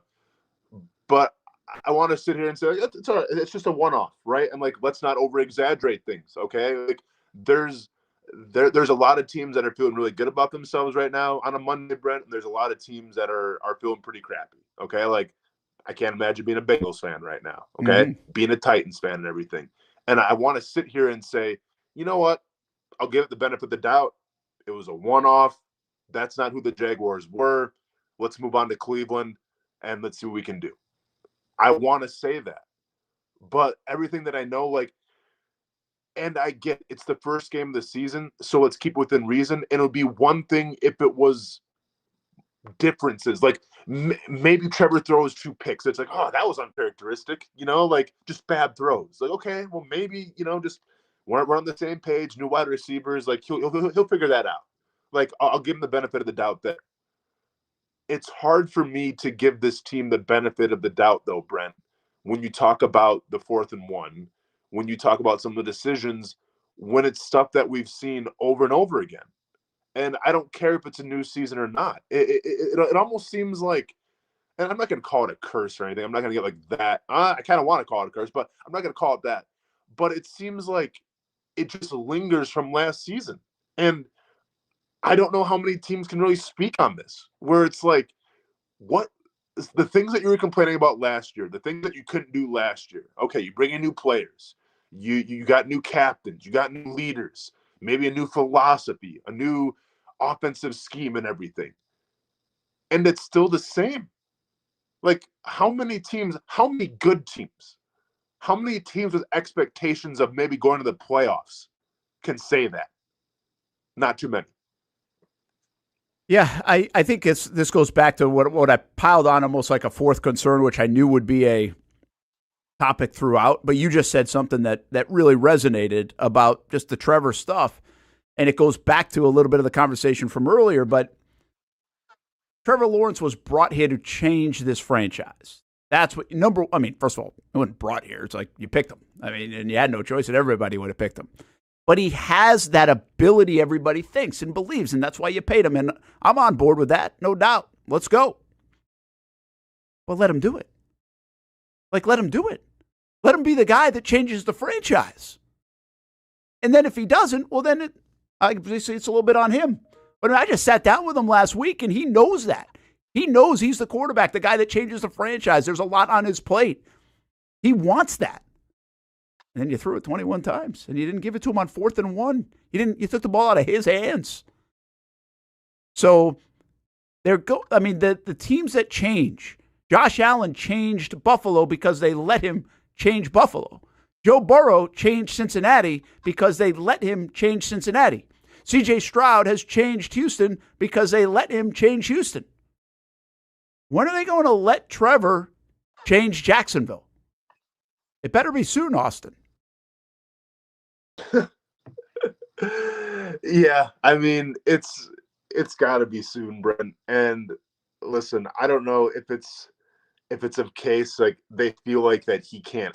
I don't know. I don't like. A part of me wants to say like, okay, well, can he handle it? Like, is that the reason? Because I'm trying to think of another reason why they wouldn't just turn it over to him. Because you're paying him like it. Where he was drafted, you drafted him to be that guy. You don't go number 1 overall and don't change things, change a culture. You don't get. You're not one of the highest paid quarterbacks. Now Dak has something to say about it, but you're not the second highest paid quarterback on a per year basis, and can't change it. Like, that's not how this works. Like, look at what Tua. I mean, and say what you want about Tua, and then they paid him, much to the chagrin of some people, but they put the ball out in his hands. Now, the ball only had to fly 5-10 yards per play. Like, he wasn't throwing a lot of deep shots, but they still put the ball in his hands. Okay, I saw the ball in Jordan Love's hands a lot before he got hurt. Okay, I see the ball. I mean, in any quarterback that's making the money that Trevor Lawrence is making, you let him go out there or lose or win the game.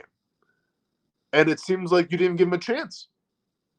Well, I'll even piggyback on that. And this is a guy I'm not sure I would do this with right now at his point in his career, but it certainly I didn't watch the game because obviously we're at the Jags game.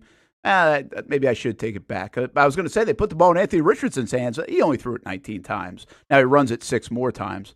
Shoot, they just didn't run a lot of plays. My goodness gracious. Yeah. Let me go. How many plays did they run? They ran 43 plays in the game. Wow, 40-20 was time of possession. I was watching a lot of that game as well.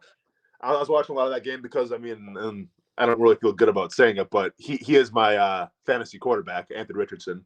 So did all right for you. 3 touchdowns. Yeah, Jags only ran 50. Right for me. But yeah, but Houston obviously, they were controlling a lot of that game. But Richardson had one play where it's just, and we can talk about it later on in the week, but one play like where he kind of got tripped up and just threw an absolute bomb. That was amazing. It was a great play. And it ended up connecting on it, and once again, I think Trevor had some nice throws like that throw to Brian Thomas Jr. Like that's the throw right there, Brent, where it's like, okay, this is different now. Here we go. Right? Like Brian Thomas Jr. in the end zone on Jalen Ramsey, Mr. Quiet, and all of a sudden, like he's chirping now. I couldn't get enough of it. I wanted it in vinyl. I wanted it in stereo because I'm like, oh, this is different. Like, we have a wide receiver now who's going to, by the way, a rookie wide receiver who just took on one of the best cornerbacks in the league, burnt him, and by the way, got a penalty call against him another series as well. I'm like, this is it. This is what we've been waiting for. This is gonna be Trevor's guy now. You still have Kirk, you still have Ingram, you have Travis Etienne. Like, now it's finally come to fruition. And in the first half it did, and in the second half, I get them being repetitive now, but it was more of the same. Yeah, I mean, if you really take a look, you could actually argue that Trevor had the hot hand, the way he was throwing it. So why even not come out of the gates more and put it in his hands? The throw to the back of the end zone was just gorgeous. I mean, it was a beautiful throw. Cool play design, all that. But it was a beautiful throw. And he had been throwing dimes. I mean, the 2 plays that Kirk ends up missing in the game, I mean, now he's 14 for 21 and over 200-plus yards with those. And that's not even adding the PI play in, where actually Trevor threw late on that play. But if it's not PI, it's a touchdown. And now you're looking at a day where he's actually 15 of 22 for 245 yards and 2 touchdowns and no picks. Like, he had that kind of day in him. Did Trevor have he had a bad throw, ball slipped out of his hands on first down to Kirk. It looked like it was just totally sailed it. But, I mean, you can argue that he actually had the hot hand. When you throw a play like you do to Thomas in the back of the end zone there, that's a quarterback to me that feels pretty good about his stuff. Yep.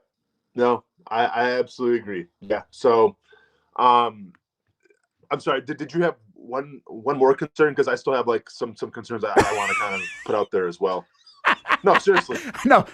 I actually went through my 3, transition to Trevor, but I just felt like I was on a call like with a banker right there when you said that. Like, hey, do you have any more concerns, sir, about your account? Maybe I'm fielding calls at Jags headquarters today. Do you have any more concerns? Because you said you had 3 of them. I just didn't know like what number we're on. I know. I know. I had a long-winded conversation. Hey, let's do this. Hold on to your concerns. We got to take a timeout. Come back. We'll get you your concerns. Okay. We do have to talk a little bit about the defense and Brian Thomas Jr. I know nobody likes to say anything good on a day, but those two are good stories, I think. And I really want to get your take on the defense. Like, I think that's important. That's one of the things we wanted to do. And we'll do that, your concerns, and some other things that actually do bode well. And is it time to hit the panic button in Jacksonville, or is this just, hey, we're actually pretty good, but they better clean it up, and they better clean it up quick. Still those stories to come here on a Monday. Jags lose 20-17. Once again, your Monday morning quarterback report driven by your local Hyundai dealers. There's joy in every journey.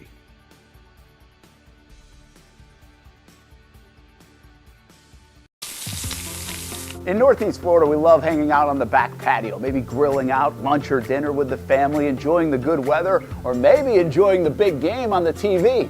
Or maybe your favorite team in town, the Action Sports Jacks team. This is great, except for when it's really hot or the bugs start coming out. But what if you didn't have to worry about that? Titan Outdoor Solutions will make your outdoor area a comfortable spot, any time of the day, any time of the year. This makes too much sense. Titan Outdoor Solutions can give your home an upgrade. Customized pergolas, awnings, controlled shade, even retractable screens. The solution to beating the heat and the bugs and getting more use out of your home is Titan Outdoor Solutions. And this can even help prevent storm damage at your home. Living in Florida and living in your home is already good. Now make it great. Quality products, custom work, locally owned and operated. Visit TitanShuttersAndScreens.com or call 904-484-7580. People helping people is at the core of what Alive Credit Union is all about, and it's been that way for over 70 years. From 1954 to 2024, the mission remains to inspire financial wellness and give you a financially fit lifestyle. Alive Credit Union and its employees are committed to not only serving their valued members, but also our community here in Northeast Florida. That commitment includes a partnership with the Action Sports Jacks 24/7 team as the presenting sponsor of all Armada men's and women's broadcasts this summer. Action Sports Jacks and Alive Credit Union, a partnership that just makes sense when it comes to covering Northeast Florida. Alive Credit Union's commitment to our community also involves serving the financial needs of our first responders through the recent merger partnership with City and Police Federal Credit Union. Join the community and become a member of Alive Credit Union today. Find out the many ways you can be inspired in financial wellness at alivecu.coop. I've been telling you about CGC Water Treatment and Plumbing for a long time now. Their drinking water systems remove up to 99% of contaminants. We've had a Connecticut water softener and drinking water system in our home for more than 7 years. You can see the difference whether you're washing clothes, the dishes, or what I like to do most, fill this up for some coffee every morning, and mostly all day. Remember, if you're not filtering your water, you are the filter. Don't be the filter. Right now, you can save $1,000 or more when you bundle the Connecticut Premier Softener with a Connecticut K5 drinking water system. The experts at CGC Water Treatment and Plumbing will test your water for free and determine your water score. Don't know your water score? CGC will find out and recommend the appropriate Connecticut water treatment solutions so you can improve it. Call 904-552-1242 or visit cgcwater.com. Financing options available with approved credit. CGC Water Treatment and Plumbing, an authorized independent Connecticut dealer. Florida license number CFC 1432579. Baker Sports is local sports. Uniforms from Pop Warner and Little League to travel ball, high school, and college. They make you look good. They help you play good. Baker Sports has been helping families make memories that will last a lifetime with their Baker's Buckets. We've got a lot of these filled with baseballs and softballs in the garage. I've been throwing batting practice to Ty and Kaylee for years and also sit on the Baker's Bucket, catching Kaylee while she practices her pitching. Baker Sports is homegrown, and a lot of employees that used to play on local ball fields now work for Baker Sports, now helping you look good, play good, and make memories of your own. Visit Bakersport.com to see what Baker Sports can do for you. Custom apparel, Nike, Under Armour, Adidas, embroidery, screen printing, and more. Baker Sports is local sports from Jacksonville to anywhere in the Southeast. Bakersport.com.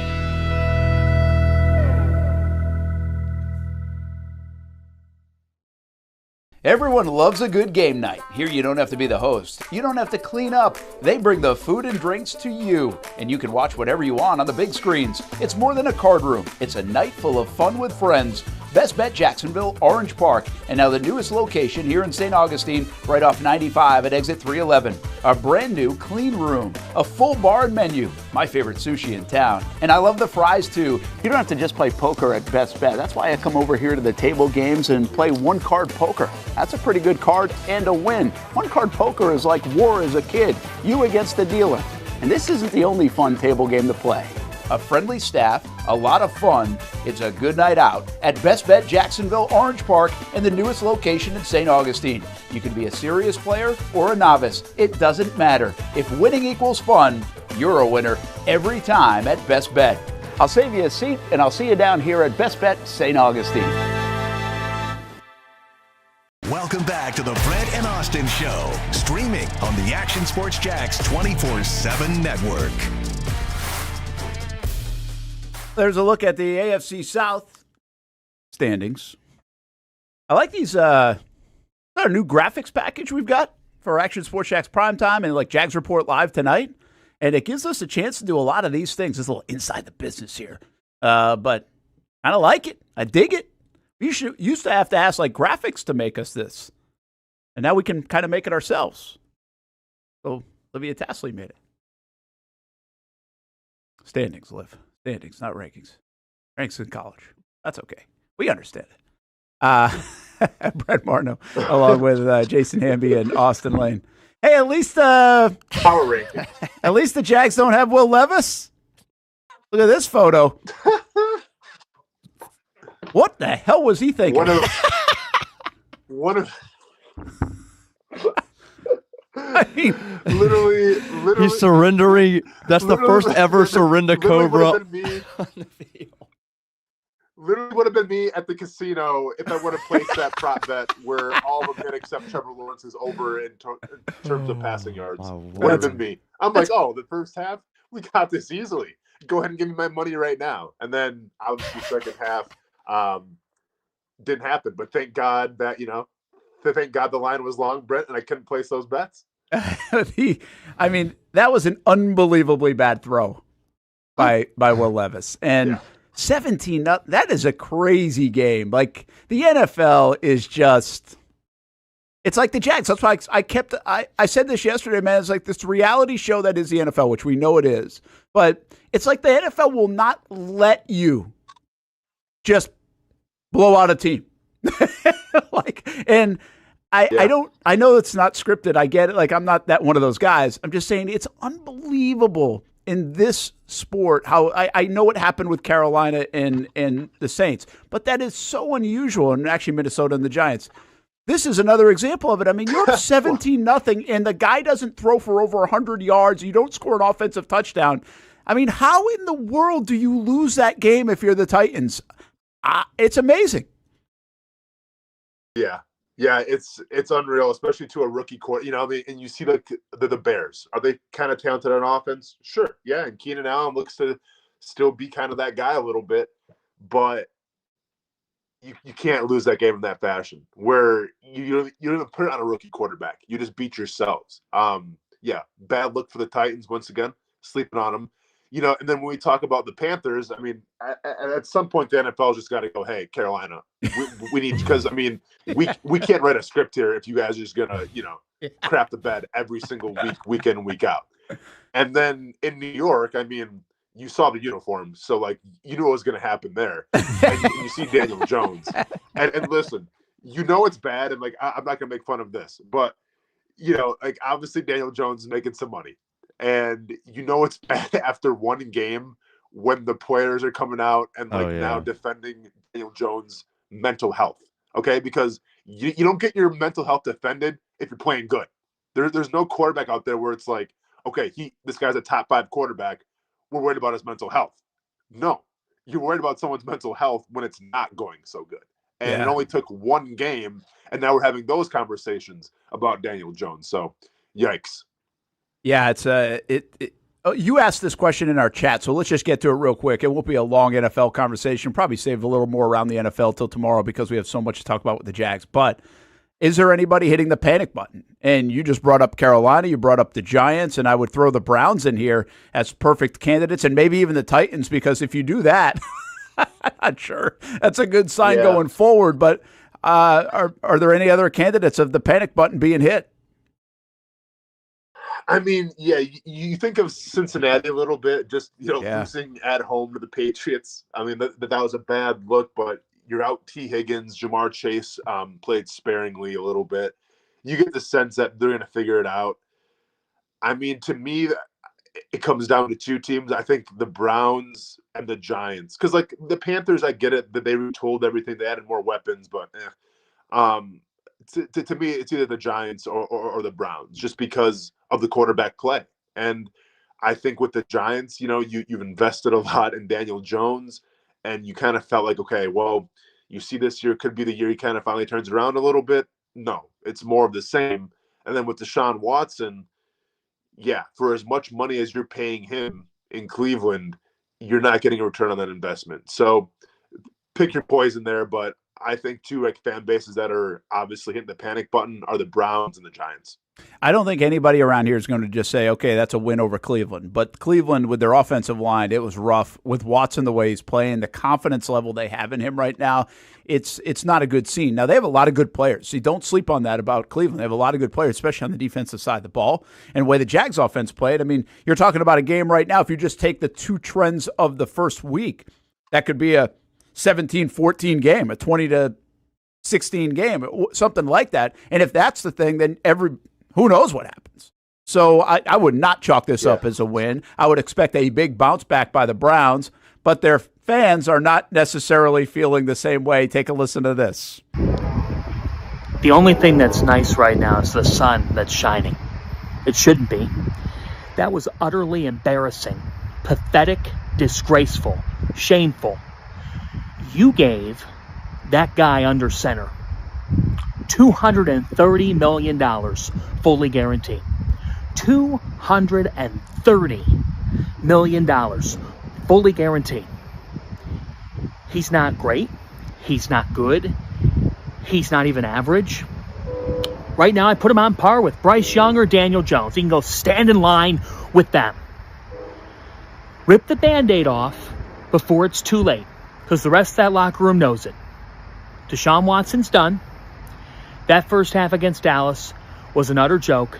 I'm tired of hearing about rust. I'm tired of hearing excuses. I'm tired of hearing that the two-time NFL Coach of the Year, it's all his fault. Folks, he can't play. It ain't happening. Accept reality. I'm ticked. It's so good. Man. It's so good. Peter Griffin was pissed. He can't play. That's good. I'm telling you what. Is that guy like a beat reporter, or who is that guy? I don't. He actually is. He's got a lot of followers. I think I don't know if he's their version of, Frank the Tank, right, for the Mets, and I guess Frank the Tank's a Dolphins fan too. I didn't know that. Yeah. So he was crazy in the first half. I don't know who this guy is. Fanta is his last name. Yeah. So I don't know exactly. Yeah. But it was a good take. And real quick, and we'll get to a lot of Deshaun Watson in Cleveland. Wow, this Watson thing's a mess, isn't it? I mean, he just hasn't played good football, and we already know the contract. Did you see the contract, the dead money or something on it? It's did I see that right? It's $172 million or something like that next year. I bet. Are we going to see them pull the plug and go to? They have Jameis Winston is better than Deshaun Watson, right? Yeah, I mean, I would say, yeah. I just, can you justify benching Deshaun Watson and eating that dead money? Yeah, I don't know, but I would also say this: if they don't like Jameis Winston, or if I'm some other teams around the block, I might be calling about Mac Jones. Well, Mac Jones missed his opportunity when Jordan Love was only out for a couple of weeks because that was season ending. Yeah, you better bet he was going to call. Yeah, he was a candidate, perhaps, right? Because they have got nothing behind Jordan Love. Malik Willis. And now they might try to go at Ryan Tannehill, I guess is some of the word from social media yesterday. All right, Austin, let's go back to your concerns. I know I did my laundry list. And the idea here is concerns that might linger, right? Like, it's a game, one game. And I don't think we should panic. We're not panicking here in Jacksonville. I know Duval TV said he's on the panic button. He's on the precipice, if you will. I think that's dangerous. I think that's emotional. I don't think the Jags showed you much that you should panic about necessarily, but I do think they give you a little something to be concerned about, Austin. Yeah, so a few things, and I'll just keep it to three. I could make it a 30-minute TED Talk if I wanted to, but we'll just keep it to three things that I'm a little worried about, that the panic button is there for me to headbutt if I truly need to. I mean, I think that the first thing, and listen, we've echoed this the entire off season and training camp, they've remained healthy, and that's been fantastic. You see Tyson Campbell now with what we're hearing as a hamstring something. We're not sure how severe yet, but anytime you talk about a soft tissue injury, especially at the hamstring, which I think he had last year as well, which he played with, but obviously that affected him in his performance. That makes me a little worried, Brent, because I feel like of all the people on defense, and yeah, you have some great players, that's the one guy that you can't really afford to lose for any remaining time, or that's the one guy that you can't, afford to have him playing not to 100%. Yeah, Tyson, by the way, I can tell you this, it didn't look great on the trip home.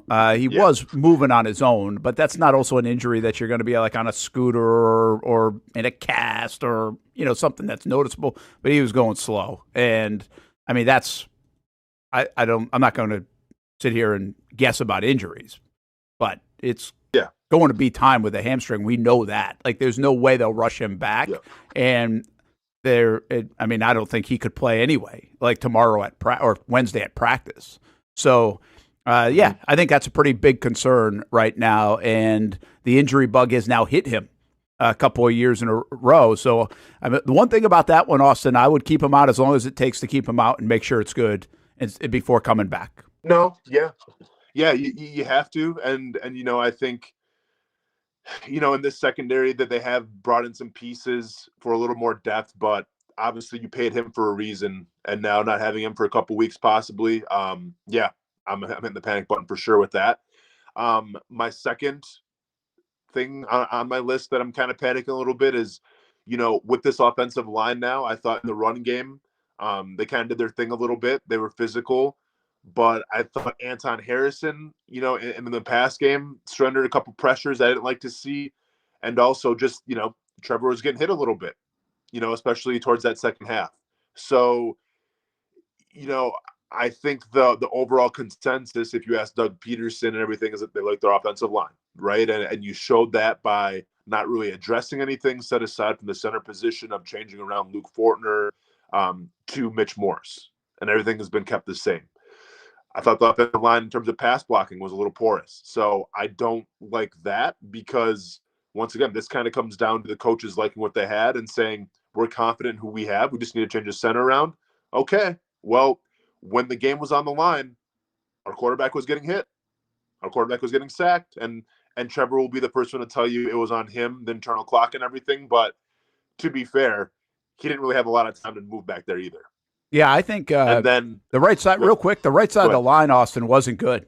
I mean, Sheriff and Anton really struggled. I'm a huge Anton Harrison fan. He had a bad game. Had a rough game. I think I just saw somebody say he gave up 4 pressures. Not a good game. And by the way, there another moment on that 4th and 1 on the run, Cam Robinson pushed him right into him. Yeah, Cam Robinson, I don't know what he was doing actually on that play. Like if you go back and look at the video. So again, this offensive line not coming up big enough. Now, I do think Mitch Morse deserves some credit somewhere along the way. They ran for $128, 4.9 yards a pop. So I think the addition of Morse probably has helped, but they need better play all around from those guys. And you hope Anton Harrison is good as we think he is. But that was maybe his worst game. He even struggled at times against Chris Jones and some others last year. That might have been his worst game as a pro. Yeah. Yep. And then my third concern, and once again, I'm so sick and tired of talking about it, but it's a storyline, and people, on Jags Twitter, even in their comments, like, it's the reason why it's being talked about, because it's that big of a deal, and it comes down to the play calling and who's calling the plays and who's taking responsibility and not deflecting, because I said this how many times, this isn't going to be an issue until it's an issue, and you had one half to not make it an issue, and now we're talking about it. You can't make it one full game. And now I'm sitting here wondering, okay, press calling the plays. Why? And once again, I understand it has to come down to execution. It has to come down to the players and all this stuff. But I thought it spoke volumes, Brent, yesterday when I watched your Brian Thomas Jr. interview, right by his locker, and you asked him, what did the Dolphins change in the second half? And when we talk about Brian Thomas Jr., you talk about a guy who I think is a pro's pro, doesn't get too up, doesn't get too down and everything. We saw him, going back and forth with Ramsey a little bit. That was cool to see. But this guy is even keel. And this guy, I think, is a definition of a pro. And that's wild to say because he's only 1 year in the league right now. He's still a rookie, but I think he knows how to handle himself. But I thought he spoke volumes when you asked him, what did the Dolphins do in the second half? And he goes, nothing. What did they change? And he goes, nothing.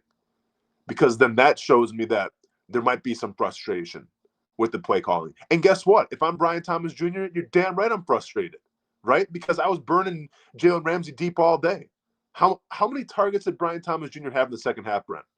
Did he even have a target? I don't remember him throwing the football to him. I mean, I only threw it 7 times, Austin, but I don't remember the ball going in his direction in the second half. Yeah, okay. So it may have been a giant goose egg for targets in the second half, but you could tell that, you're frustrated because you lost. It sucks losing, especially that way when you're up by, and you have a 93% probability of winning and everything. But I thought it spoke volumes in terms of the frustration, maybe on offense, just in terms of the game in general, but possibly also the play calling as well. Yeah, I think, here's the deal about that. And let's actually listen to Brian Thomas Jr., and then I want to just have a little bit of a comment about the play calling thing. And this is why I went back to the Doug stuff earlier, one of my concerns too, and I thought it was an average day for the head coach, who I have been a big fan of for the better part of 2+ years here in Jacksonville. Hamby, let's hear from Brian Thomas Jr. and what Austin's talking about. Went out there and played hard. We just got to come back Monday, tomorrow, just correct the things that we did wrong, and just come back next week and be better. How did you first half look like? You were getting open. Mm-hmm. They were getting it to you. What happened the first half to allow that? Just went out there playing hard. Was able to make some plays, and that was all to it. It wasn't nothing special. However, just went out there and played hard. Was able to get open and make a couple plays. How about the touchdown? Mm-hmm. Was that designed to do that? Yeah, that was a design play for me to get over there. Trevor just trusting me, throwing it up, giving me enough air to run up under it. So yeah. Earlier in the game, you had to play against Ramsey. Mm-hmm. The cameras caught you. Yeah. Having some words with him too. Mm-hmm. How fun is that battle, and what was that battle like? It was fun just to be able to go up against the top corner, Jalen Ramsey. So I mean, with the talking and just football, stuff like that's gonna happen. It's just I was able to go out there and make a play, get a penalty, and that stuff just happened. Yeah, I guess we didn't get to the last part where I asked him about the second half. I think that part got cut off. It was a quick one that Austin was referring to. Is basically, did they change anything in the second half? And he's like, no. Like that was just a one-word answer. It was a one-word answer. Bottom line, now there's a couple of things real quick about Brian Thomas Jr., who I think he's a fantastic young man. I think they really like this kid. And but he's a quiet guy. Like, if you've been paying attention, he's a really quiet guy. What I think some people interpreted his quiet nature, Austin, was pissed off. I've interviewed him a few times, and that's pretty much his demeanor. Like, I'm sure he's kind of mad because they lost, obviously, right? And you got to remember too, these guys who come from college, they're not really used. They don't talk every game, like wins and losses, and of course they don't lose many games coming from college. So I think it's a new space for him. But I just think we have to be a little bit careful to take this interpretation of like he was like so pissed off in that interview. It's kind of his nature to be just very quiet, very quick. He's not that outgoing. And the players have said it. People have kind of joked about it. And I think that's another example of it. He is not that different in that interview than he's been in any other interview I've done. I think probably the most, kind of bubbly, if you will, or personality coming out was when he got here in Jacksonville after being drafted. But that was time of his life type thing, right? So I just want to make that. I don't know if I'm doing that eloquently. I just think this is kind of his personality. I think you could ask him 7 catches, 110 yards, touchdown to win. And I think his demeanor is not going to change that much. Now, we'll see, but I think his demeanor is going to be pretty similar. No, I hear you, but we also saw a guy who, was going back and forth with Ramsey. And I get, like, that's kind of the status quo when you have Joe and Ramsey on you. But, like, if you would have told me, hey, Austin, like, Brian Thomas Jr. is going to go at Jalen Ramsey a little bit, and he's going to let him know about it, I'd be like, I don't see. I mean, like, I get Ramsey tries to bring that out, but, like, I feel like, especially being a rookie and everything, like, I think Brian Thomas Jr. is kind of go about his business because that's kind of his style. So when we saw him go back and forth, I'm like, oh, okay, well, he does have some emotion to him. Like, that's great to see because he's getting the best of Ramsey.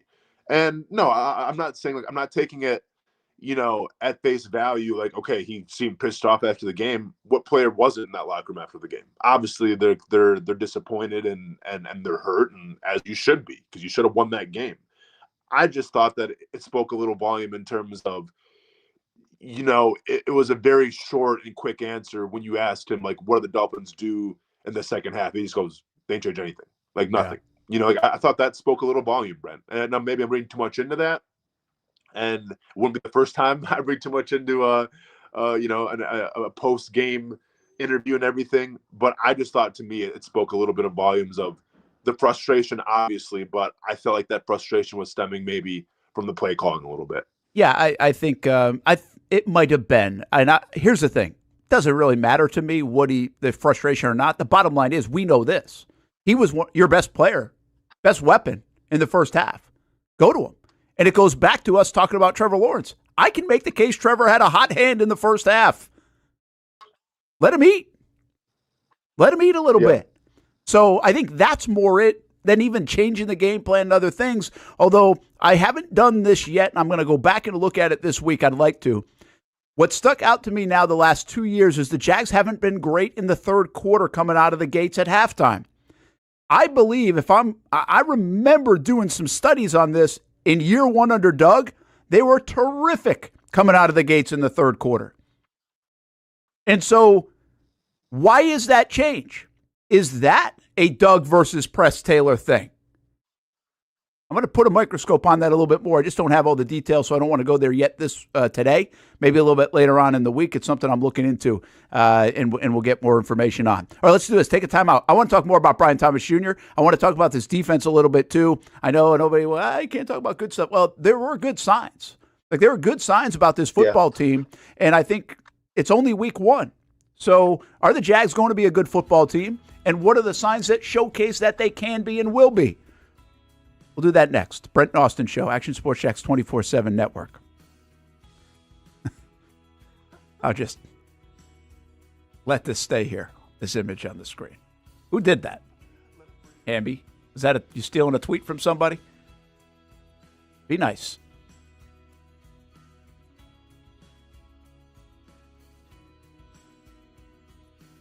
Nobody but Nimnicht. Our family has purchased 6 vehicles from Nimnicht Buick GMC. The #1 Buick GMC dealer in Jacksonville has lots of inventory to choose from with their best price guarantee. Who gives you top dollar for your trade? Nobody but Nimnicht. Save up to $10,000 off select new GMC Sierras or get rates as low as 1.9%. You know, I'm a truck guy. GMC Sierra, my trim level is an SLT. This one's an Elevation. Pretty good looking color as well. So here at Nimnicht Buick GMC, you have a lot to pick from.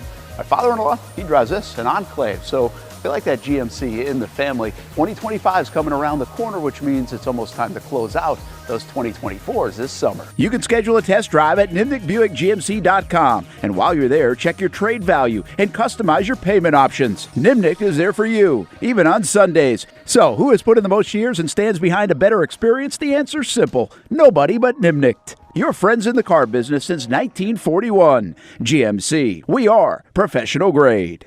It's hard to put a price on comfort, especially when you use that comfort on a daily basis. But if we're going to put a price on it, how does the lowest price guaranteed sound? Furniture Source is going to have the biggest brands, whether it's Ashley, Casper, or Tempur-Pedic, and once again, it's going to be the guaranteed lowest price in Jacksonville. Right now, my friends at Furniture Source are going to give you the ultimate hookup because all month long, they're making their inventory wholesale price. Check out their markdowns up to 50% off. And remember, since it's Furniture Source, you're getting the guaranteed lowest prices in Florida or your money back. Don't have the cash on you right now? It's no worry. Shop endless options to suit your style and budget and enjoy 36 months off with no interest financing. Why use your money when you can use theirs? Whether it's beds, couches, tables, or chairs, Furniture Source is going to have exactly what you're looking for. Shop the lowest prices in Jacksonville guaranteed. Find the location nearest you at FurnitureSourceJacks.com. I've been telling you about CGC Water Treatment and Plumbing for a long time now. Their drinking water systems remove up to 99% of contaminants. We've had a Connecticut water softener and drinking water system in our home for more than 7 years. You can see the difference whether you're washing clothes, the dishes, or what I like to do most, fill this up for some coffee every morning, and mostly all day. Remember, if you're not filtering your water, you are the filter. Don't be the filter. Right now, save $1,000 or more when you bundle a Connecticut Premier Softener with a Connecticut K5 drinking water system. The experts at CGC Water Treatment and Plumbing will test your water for free and determine your water score. Don't know your water score? CGC will find out and recommend the appropriate Connecticut water treatment solutions so you can improve it. Call 904-552-1242 or visit cgcwater.com. Financing options available with approved credit. CGC Water Treatment and Plumbing, an authorized independent Connecticut dealer. Florida license number CFC 1432579. The friendliest golf course in town, the Golf Club at Southampton. Local golfers have no shortage of options when it comes to picking a course to play here in Northeast Florida year-round. Yet time and time again, I find myself here at the Golf Club at Southampton. Easy to get to off 210 in St. Johns County. It's family-owned and operated and renowned for being one of the area's most player-friendly. That's just one of the reasons we hold the Action Sports Jacks Dream 18 charity golf tournament here each fall. The Mark McCumber design layout is great for all skill levels of golfers, from the guys who bomb it a mile on the range to golfers like me who are just happy to put it in the fairway, which Southampton has very accommodating fairways. And if you need new clubs, come down to the pro shop. They'll fit you up and get you a nice new set like they did for me. For more information on membership or to book a tee time and see for yourself, head over to golfsouthampton.com or call the clubhouse at 904-287-7529. The Golf Club at Southampton. It's the official home of the Action Sports Jacks Dream 18. Make it your home for golf too. New to town or always been in town, everyone is always looking for a good pizza place. Our place is Donato's Pizza. We love it and still do love it. When I tell my family I'm coming to Donato's, they say, wait a minute, you got to order some for us. So this is not all for me. Let me tell you what the Martineaus get when we put an order in. Well, pepperoni pizza, we usually get more than one of these. And then there's the works, a little bit of everything. And then this is the pizza that can be polarizing for some out there. I don't know why. Hawaiian pizza, some love it, some don't. At Donato's, you're going to love it, especially with that cinnamon sprinkled on top. Try the pizza my family likes or try your favorite. Right now, you can use the code BRENT20 and get 20% off your order. Every viewer and listener is important to us, and at Donato's Pizza, every piece is important. From fresh ingredients to the dedicated team members and you, the valued customer. Donato's Pizza, where every piece comes together for a winning combination. Jack's Beach and Mandarin locations. Donato's Pizza, every piece is important. Welcome back to the Brent and Austin Show, streaming on the Action Sports Jacks 24/7 network. All right, time for our Everbank game plan. We do this each and every Sunday, and then again here on Monday, and I'll let you know exactly what happened. Well, the game plan going into this one was run the football and chew the clock and be able to at least get that part of the game to open up things in the passing game and Trevor under center. Well, for about 3 quarters, they did it really well. 4.9 yards a carry. And now in hindsight, you're like, okay, they didn't throw the ball enough. But part of them being able to run the football, and again, 2 plays that I think are huge in this game, and that shed some light on why the Jags could be good, was their ability to get 4.9 yards a pop. But Tank Bigsby specifically. Bigsby is going to be an under-the-radar storyline out of this game, I think, Austin, because of all the losses and the negative stuff and the coaching and even a Brian Thomas Jr. good story. But, man, was Bigsby good? And is that a sign of things to come? That has to be a positive around here. Yeah, I mean, that's got to be a huge positive. You know, now, that was happy that Travis Etienne scored that touchdown. Yeah. I want to see Tank Bigsby get in there, though. You know, kind of maybe the short line, the goal line yardage work, just because I need him to do well so I can have my, super sleeper my big bold prediction come true where he's going to have more rushing touchdowns than Travis Etienne. I wish that would have happened, but no, I think overall, and once again, it's one game. Let's see what happens, against Cleveland and everything. But if you do take positives out of it, and there is a bunch of them, most on the defensive side of the ball, but on the offensive side of the ball, Brent, yeah, I think the emergence now of Tank Bigsby to take some pressure off of Travis Etienne, to kind of give a different style of running to your team, that's only going to help you in the long term, I think. Yeah, I think it's a good sign going forward. Let's hit Brian Thomas Jr. as a real big positive, too, here, right? And then we'll get to the defensive side, because I'm not – listen, one game does not make a season, and the good and the bad and the win column, the loss column, everything. But that was a hell of a first start. To go against Ramsey, to be able to make that kind of difference. His stat line says 4 for 47, but it was a bigger difference than that in the first half, and then for whatever reason, they just neutralized him in the second. I thought in real time maybe Ramsey just locked him up because he's that good of a player, and so they couldn't go that way. Yeah. But in hindsight, maybe it was just they didn't try too hard to get him the football, considering they threw the ball 7 times in the second half. But man, Brian Thomas Jr. looks like if you can beat Ramsey now, and he was open that whole play on the PI. Like, he was open by a lot. Yeah. Give credit to Ramsey. His closing speed to recover is damn good, too. And the ball was underthrown, and I thought the ball was late. But I think Brian Thomas Jr. is going to be a player now. No, without a doubt. And I think, you obviously have a good one there in Brian Thomas Jr. Like, I think we all expected him, to have a great rookie campaign, Brent. Like, what was it going to look like? Because there's a lot of targets to go around and everything. But I thought that Brian Thomas Jr. in one half exceeded expectations of what he's capable of. And once again, was Ramsey 100%? I don't care. The fact that you had a rookie wide receiver in his first meaningful NFL game go out there and did what he did, have a touchdown, jaw jack back and forth a little bit with Jalen Ramsey. I've seen everything I need to see to know, okay, I think the Jaguars have a special one there in Brian Thomas Jr. Yeah, I was going to ask you that. Do you know sometimes, right off the rip, and it seems like other teams do, it didn't take us long to know Justin Jefferson or Jamar Chase or, whoever it is. And I'm not trying to say he's going to be those guys, but maybe it's CeeDee Lamb. I don't even know if he's going to be that good, man. But I do think what I love about this guy is that he started kind of slow and pedestrian in camp.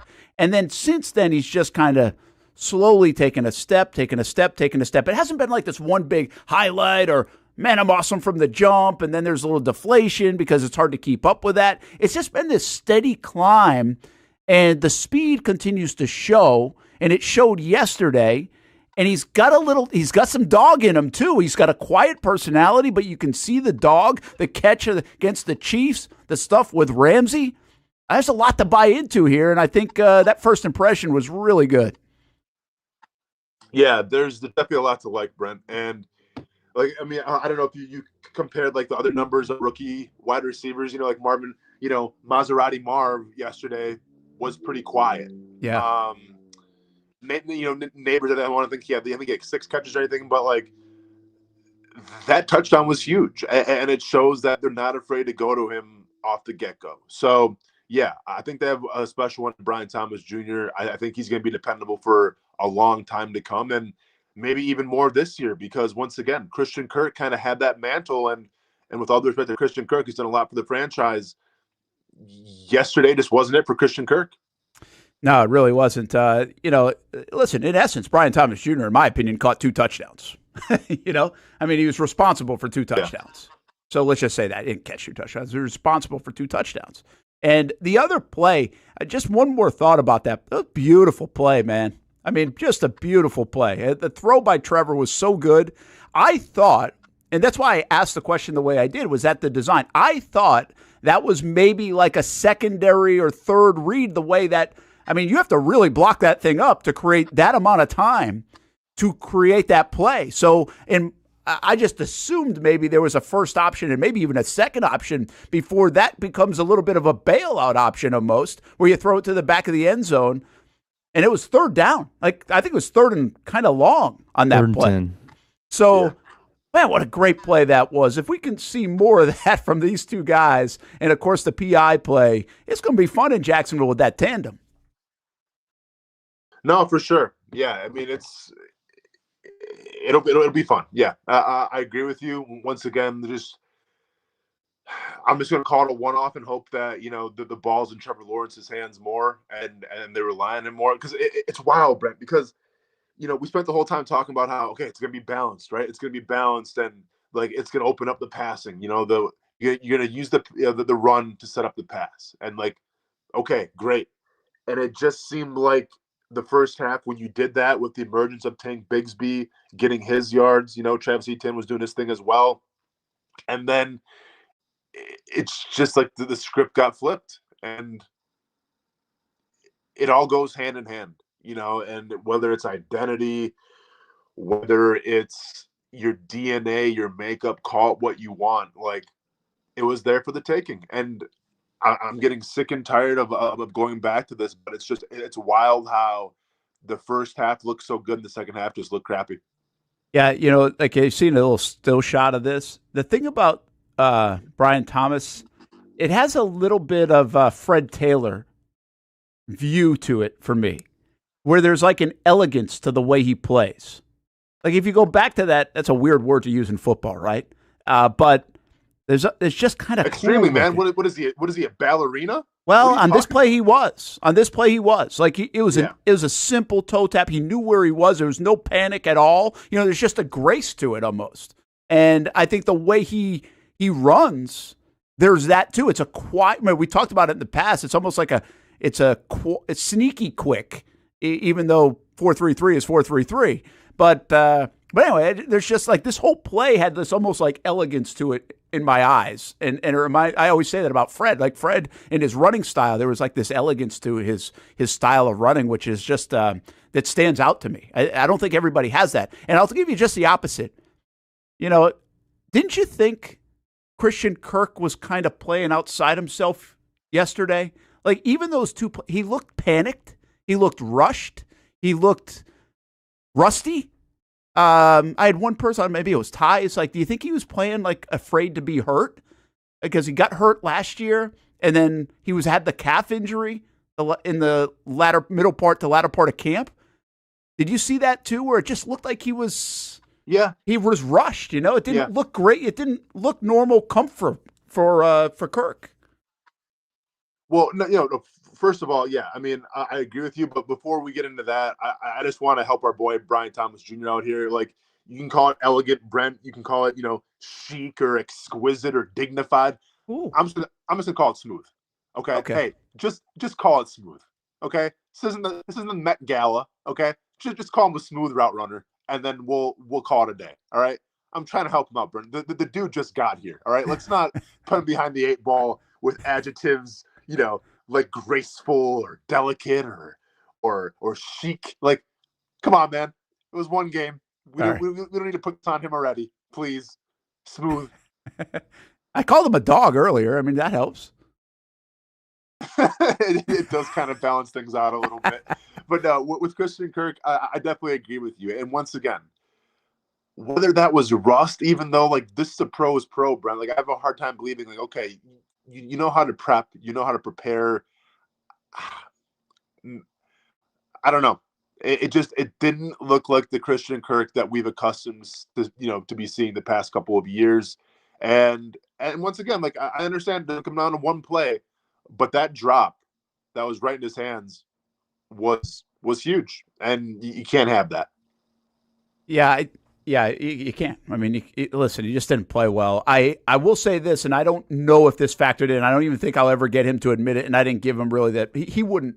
If you do we have Kirk's sound? We can get it up there in a second because he owned it. I mean, you appreciate about guys that own it, and that's part of it. But I mean, I know people are tired of that too. You got to go make a play, and I'm sure he feels the same way. But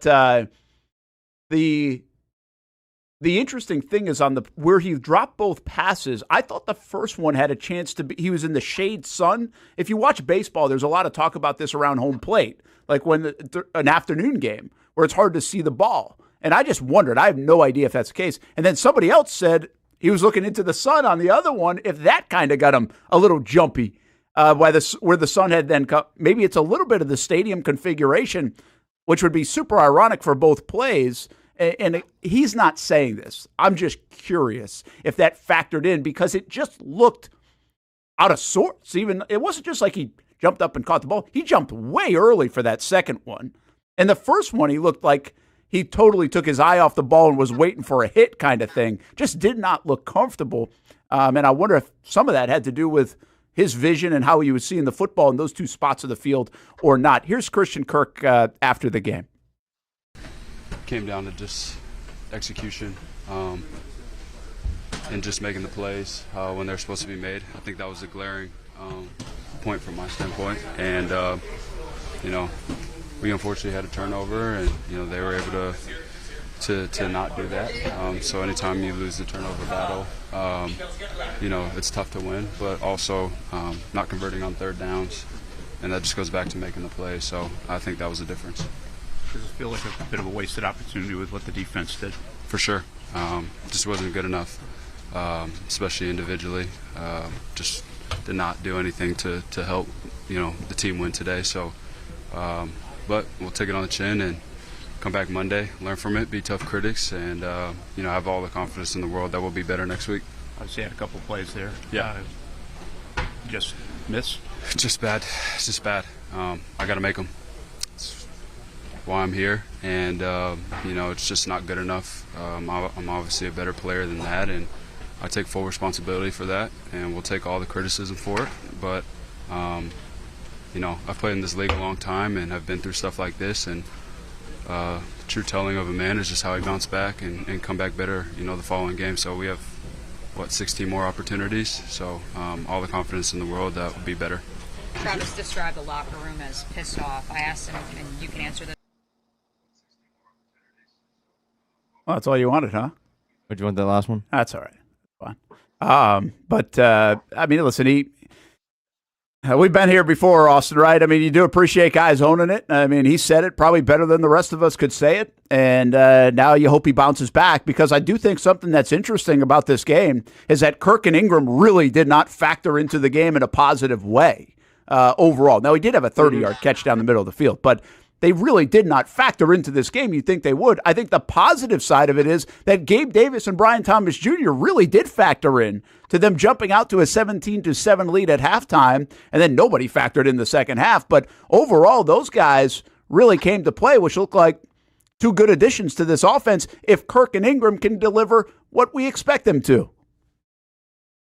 Yeah, I mean, if that's the case, and, you had Kirk and Ingram delivering as well, I mean, talk about an offense that's going to give defensive coordinators nightmares of who do you take away? I mean, do you have to stop the rookie now that is Brian Thomas Jr.? Do you have to stop the dependable guy out of the slot in Christian Kirk? Do you got to stop the mismatch nightmare that is Evan Ingram? Do you got to stop the speed and versatility of Travis Etienne? Or do you have to stop now, obviously, like the hard running and the vision ability of Tank Bigsby? Yeah, there's a lot to stop if they can all play together and not make mistakes. It's going to be hard for anybody to stop them. But once again, the key word is not making mistakes and playing together. Brent Martineau, Austen Lane, Jason Hamby. Okay, we got to get to this other side of the ball, man. I mean, I can't wait to hear what you had to say about Ryan Nielsen's defense. What did they do? What did they do well? What got your attention that, hey, this thing's pretty legit coming off camp? Because I think overall it was a pretty impressive performance from a group playing together for a first time and really putting a lot of different guys on the football field in a four-quarter game against, I got to believe, the best offense they'll play all year. There are some other challenging ones, but it's probably the best offense they'll play all year, at least the most dangerous. Yeah, and it's wild because, like, if you take the score out of it and you look at the stats and you don't tell me the score, I'm like, yeesh. Yeah, it was a pretty rough day. Tua throwing for what he threw for. I can't remember the rushing yards off the top of my head. Not good. They didn't rush well at all. Okay, gotcha. Yeah, 81 total yards. I mean, it was over 400 yards total, though, right? It was right at 400. Right at 400. Yeah. 400. Yeah.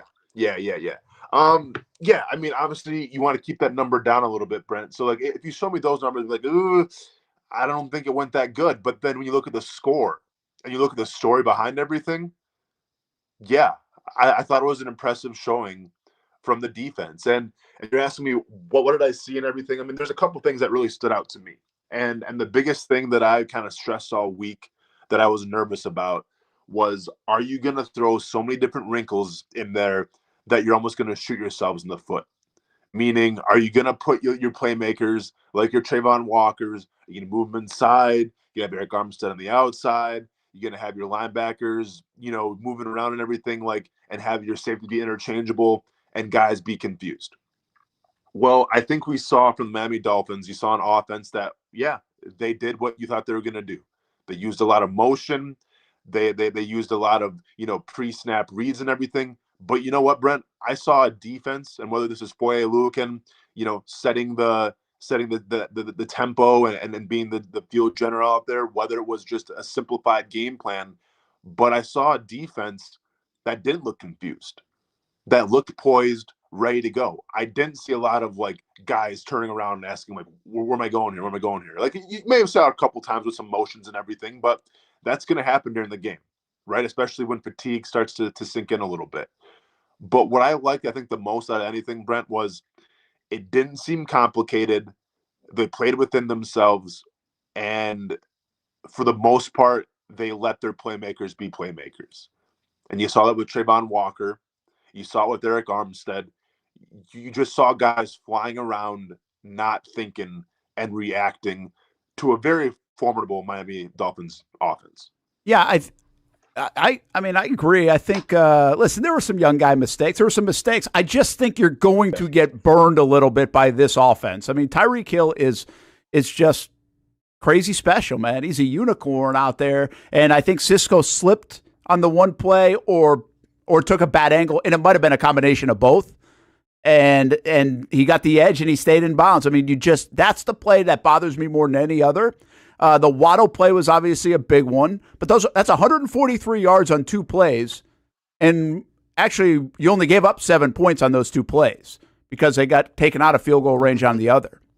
So, I mean, you start to do that, and I get it. That's part of it. It's a huge part of it, but especially the 80-yarder. I mean, it's really over that course of the game. It was like 260 yards to a Miami Dolphins offense. Tua threw for 466 last year in the opener. And I thought, again, if you want to cling on to something, you're like, okay, this defense can play, kind of like this at the course, and they feel like they own this defense already and they understand it and they know what they're doing. And you said it, play discipline. Then I think they give this offense a chance to really start to figure it out. Now, I asked that for a long time last year. It didn't happen. I'm not telling you the offense is going to figure it out to the point we want them to. But if the defense can do this on a weekly basis to some degree and keep you in games. The only thing that I was disappointed in the defense, really, Austin, is they never really made what I would call a game-changing play. I guess the closest thing to that would have been the sack from Trayvon Walker to get them out of field goal range, which was a big play.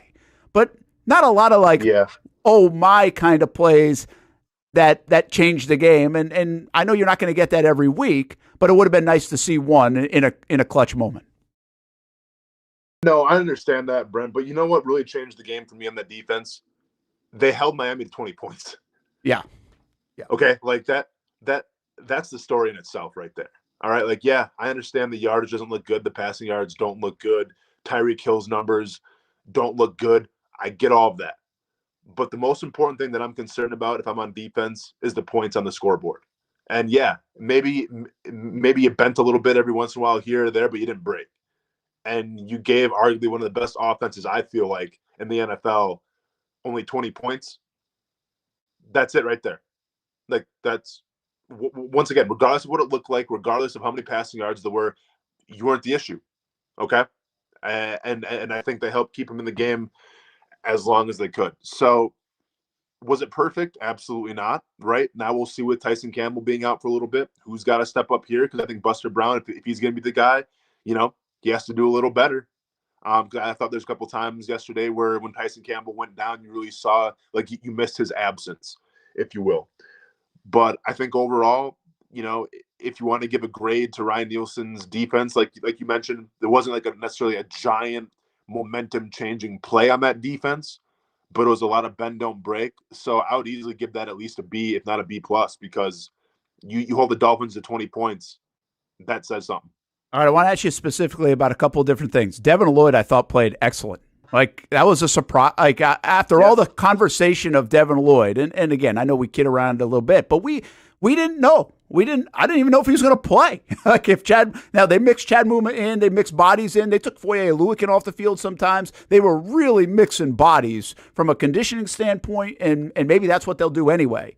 But I thought Devin Lloyd, and I think somebody just told us here on Pro Football Focus, he graded out the best of any player on the Jags yesterday. And you know what? It kind of looked like it, Austin. Yeah, so this was kind of, and there's so much to break down about it. But to me, some of his best plays actually came when the Dolphins went in motion. When they used, the wide receiver motion to come to his side. Because when that happened, and give credit once again to Foye Oluokun, because he's the guy that makes this whole thing run. When you saw a lot of motion yesterday, you didn't see, once again, guys turning back thinking, like, what I got. You saw Foye shout it out. You saw him point. And then, in my understanding, I would assume that Devin knew, okay, well, now I'm kind of like the outside guy, and Foye is more the inside guy. And that happened on, man, I could probably count at least 5 or 6 times where that happened, just because the Dolphins used so much pre-snap motion. And once again, I think, I thought Lloyd had a great game. And obviously I've been very critical about it. Brent, you think I hate the guy, which I don't, but I've been very critical about it. But to me, it comes down to, once again, the dominance that is, the cerebral assassin that is Foye Oluokun, because I felt like a lot of Devin Lloyd's performance yesterday stemmed from Foye making sure everybody's on the same page with all that motion. And that's cool. That's fine. Like, that's good as long as everybody's doing their roles, and that's a role Foye is going to do. I thought he was a sure tackler yesterday, too, and Foye jumped the one route, man. He thought he wanted the pick. I thought that would have been a really hard pick, but at the same time, he read that so well. The way we were sitting in the end zone kind of view, or the corner of the end zone, I was looking right at that, and it was a heck of a read by Foye. If you know the play I'm talking about, where he kind of came over the middle and deflected a pass. So there were some good moments like that. Okay, I want to ask you about a couple others. Brent, real quick though, I just want to say, listen, the biggest question that I had going to that game was the linebackers. How are they going to handle the running backs? How are they going to handle the motion and everything?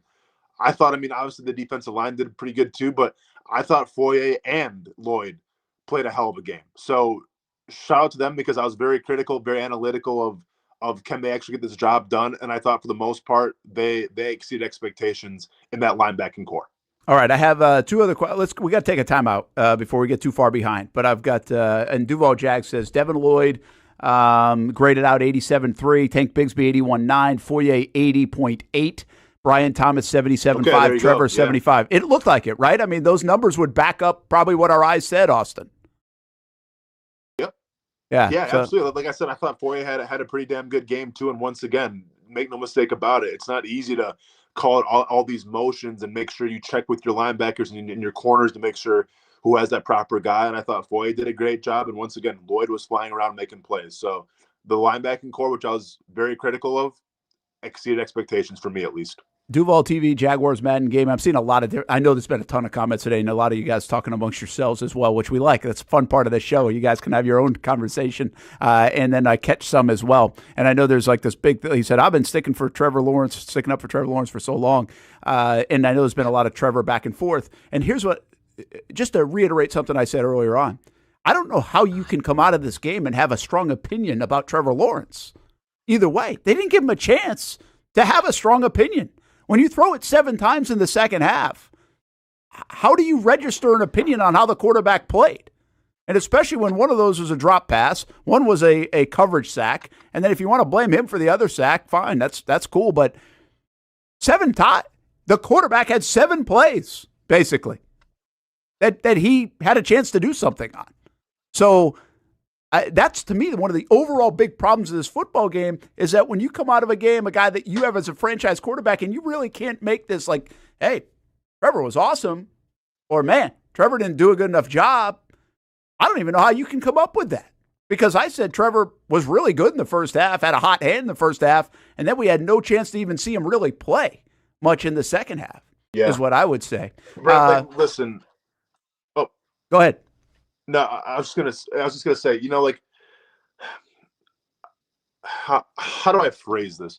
Because I've seen this all over Twitter, and I see it when I talk to people and everything, and I get it. You have to defend Trevor Lawrence because I think a lot of times you don't see everything in the numbers. You really don't. And yesterday is a classic example of that, right? Like you see a guy that only threw one touchdown that had like 100, some change in passing, minimal attempts. And it's like, well, how good is he? And then when you have that narrative, when you have like the national people going, oh, that wasn't that good a performance, you didn't even get people have to go, well, okay, but here's what happened. Travis Etienne fumbled the football. And then Christian Kirk had these drops. And then Doug Pederson maybe Preston wasn't calling the best game. Like, that's the narrative week in and week out. And I understand that's what it has to be because you have to defend your guy.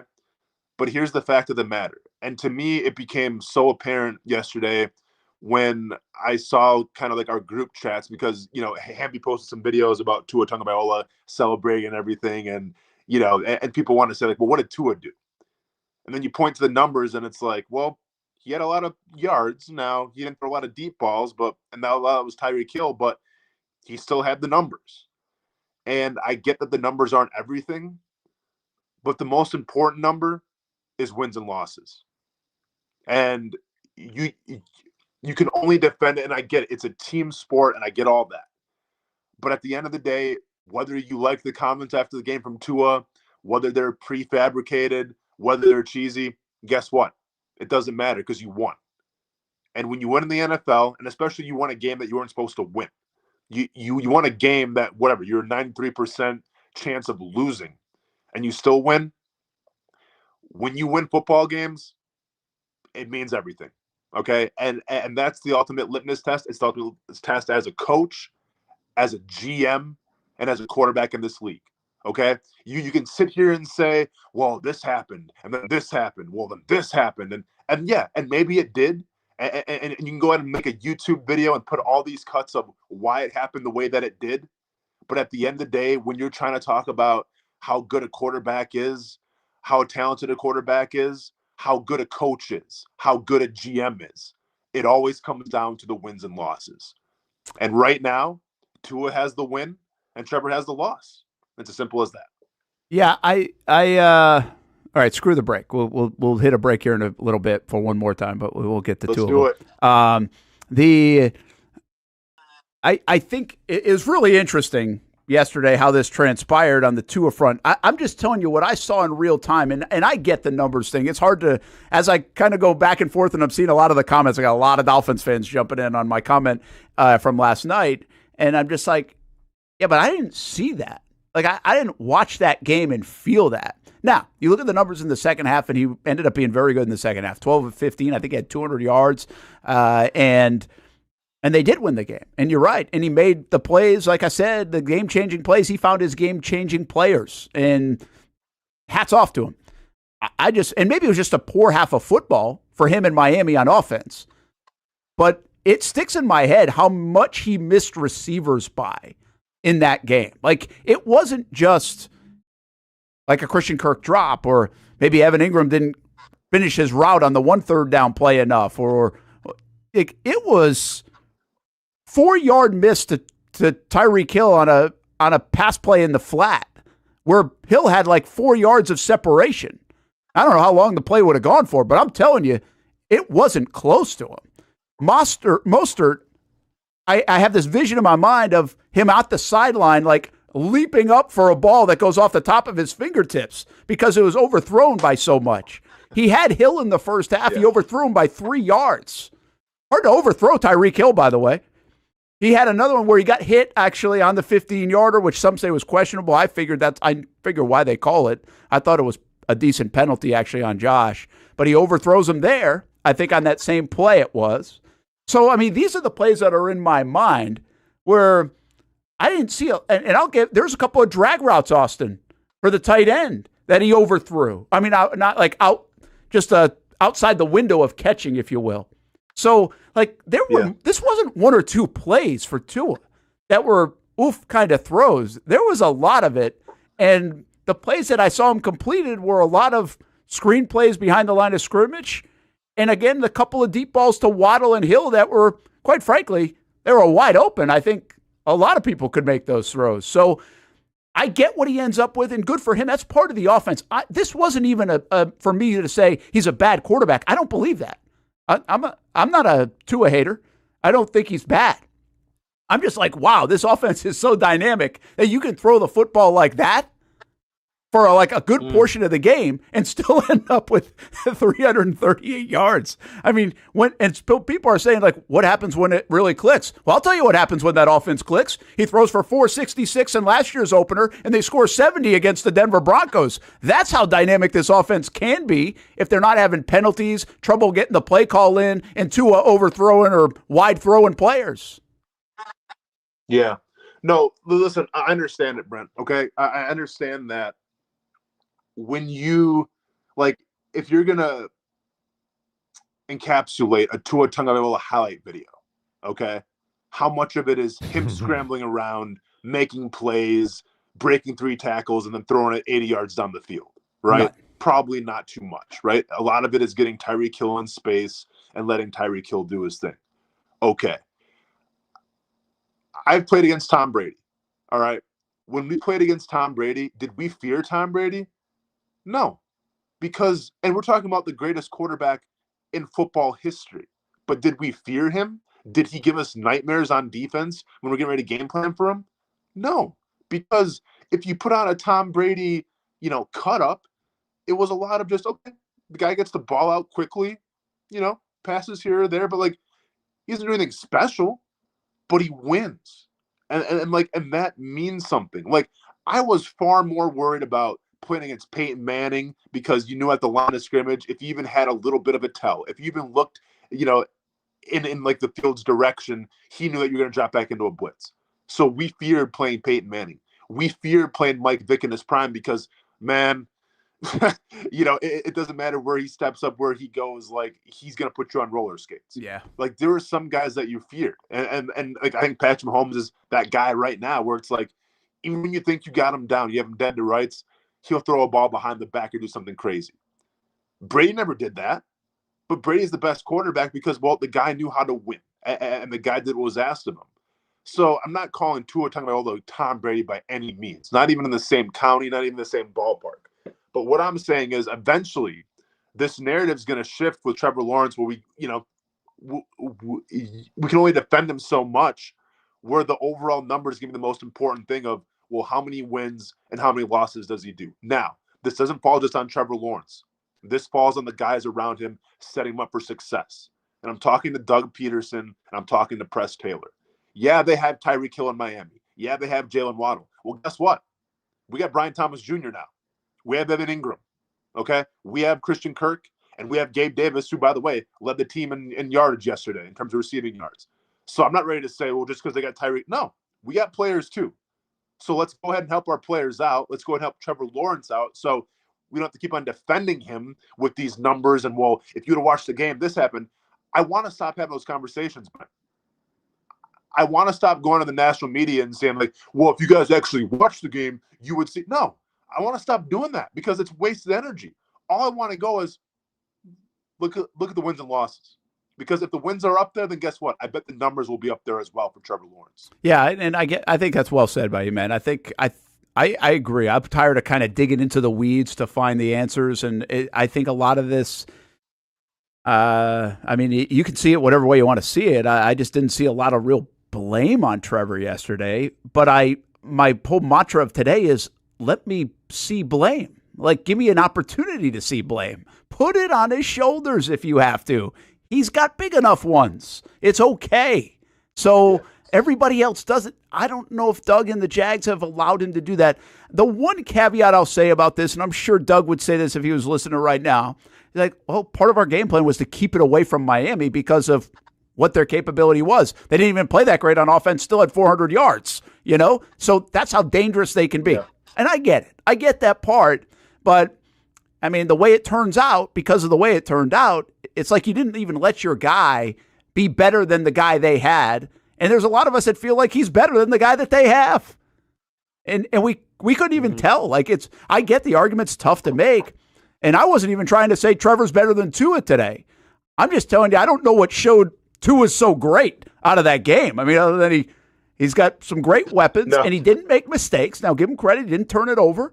But he just does his thing. And that also doesn't mean he's a bad quarterback. I'm not going to label him a system guy. I just think he's in a really good position to be successful, and he does his deal. So it's less about Tua versus Trevor. It's just more about, hey, can we see if Trevor's as good as the $275 that you paid him? Because he only threw it 21 times. And in the second half, when those guys earned their money, I never even got a chance to know if Trevor can do it, which is a little unsettling. Yeah, but I think that's the best point of this whole conversation here, Brent, that you just made. It's the fact that you can't even tell. Listen, when it was Minshew Mania, which it seems like so far ago, right? Remember, like, there was that. So Minshew comes in, right? Nick Foles gets hurt, and Minshew comes in. It's backyard football. He has some good, he has some bad, but like, it was exciting. And then there was that year where it's like, well, is Gardner Minshew going to be the guy or not? And we all agreed, we're not sure, but let's wait and see what happens here. Like, let's put it on him and let's see. And you know what? It didn't work out. It didn't work out here. Now he's in Las Vegas. Best of luck to him. Wish him nothing but the best. But when we try to get in these debates of an elite quarterback or a generational quarterback, and once again, a lot of unfair things that pundits have put on Trevor Lawrence, and maybe we didn't all do it, but now we kind of take that rock and we roll with it a little bit. But the biggest thing, Brent, is, well, can we tell? Because we can't sometimes. Like, it's almost like, when you see these national pundits going, whoa, Trevor, these numbers and everything. And I want to go, yeah, but did you watch the game? But then I want to go like, yeah, but what could you tell from the game? Because they capped him in the second half. They didn't let him prove himself. So it's almost like we're sitting here and we're still having this conversation. Is Trevor Lawrence generational? Is Trevor Lawrence the savior? And yeah, you can put numbers and say, sure he is. And yeah, you can put numbers and say, I'm not sure if he is. But the biggest thing here is we really don't know, because the guy hasn't had a chance to prove himself, because, well, you keep trying to cap him off and not let him play. And this is the thing with the franchise quarterback. You're paying him this much money. Let's find out whether it's good or bad. Like, listen, if he goes out there and it's bad, he's throwing it 40 times a game, it's bad. Okay, well, then maybe we were all wrong. I don't think that's going to be the case, but let's go and find out for ourselves. And no, I'm not saying throw the ball 40 times a game, because we've seen that story before too, Brent. And then we begged, run the football. You have Travis Etienne. Run the football, run the football. I'm saying just let's see a balanced game. Let's set up the pass with the run. But then when the game's on the line, let's give Trevor Lawrence an opportunity to prove his worth. Yeah, I mean, the big problem for the Jags is probably just didn't have enough plays yesterday. I do my quick math. That's 50 plays. It was 50 plays. 50 plays in not a lot. Like, that's brutal. That's not good. That's not what, first of all, that wasn't the game plan, but that is 2 of 10 or whatever they were on third downs as well, right? I mean, you got to create third downs. 2 of the third down drops, Kirk, and then obviously the 3rd and 1. Those are 3 right there that if you just make those plays, just those, you're 5 for 10, the game's different. 50%, 20%, game's different. We're talking about different stuff today. And that's not even with the Etienne fumble in there. So I guess it's that close, and that's what the coaches would say, and they'd argue that and everything else, but this is what we got to work with. All right, let's do this. We'll take a break. I want to ask you, I kept getting some people, hey, the defensive line isn't doing anything. Defensive line isn't doing anything. I want your impressions of the defensive line, and also a couple of guys in the back end that were rotating in and out of there. Antonio Johnson, who will be our guest tonight on Jags Report Live at String Sports Brewery at 7 o'clock. You can watch it on Fox 30. If you're out of town, you can watch on the Action Sports Jacks 24/7 network. That's actionnewsjacks.com, Action News Jacks app, so go check it out. You can watch these shows now out of town. We've been getting those questions for years. Well, the network allows us to do that, but it's only live playing of it. So you got to watch it 7 o'clock tonight on Fox 30 or on the network at 7 o'clock. String Sports Brewery in Springfield. Antonio Johnson, our guest. How did he and Jarian Jones play? And some other young guys, along with that defensive front. We ask Austin, put a bow on the show, and move on here on this Monday. It's a new logo, new branding. With Bold City Heating and Air, it's an old school approach. One of the few locally owned and operated air conditioning businesses left in Jacksonville. It's hot, Florida in the summer. You can't do much to avoid it, but you can keep cool with Bold City Heating and Air. It's every customer counts kind of service, from when these trucks have pulled up to my home over the last couple of years and when they pull into your driveway as well. From communication to pricing to the actual service, everyone at Bold City Heating and Air cares about you. You know who is coming to your house. You know they will be well trained and they will respect your home. Air conditioning convenience at boldcityac.com. Stay cool while it gets hot. Bold City Heating and Air can help. Don't get caught sweating all summer. boldcityac.com, and they have financing to help. New systems starting at $110 a month and $50 off any repairs. Stay safe, stay comfortable with Bold City Heating and Air at boldcityac.com. Homegrown in your hometown. Building off a summer of terrific action at Southern Oaks Stadium, the Jacksonville Armada are looking forward to the future and the return of pro soccer in Northeast Florida. Season ticket reservations for MLS Next Pro are underway, and for just $100, you can lock in some great benefits when it comes to supporting the boys in blue.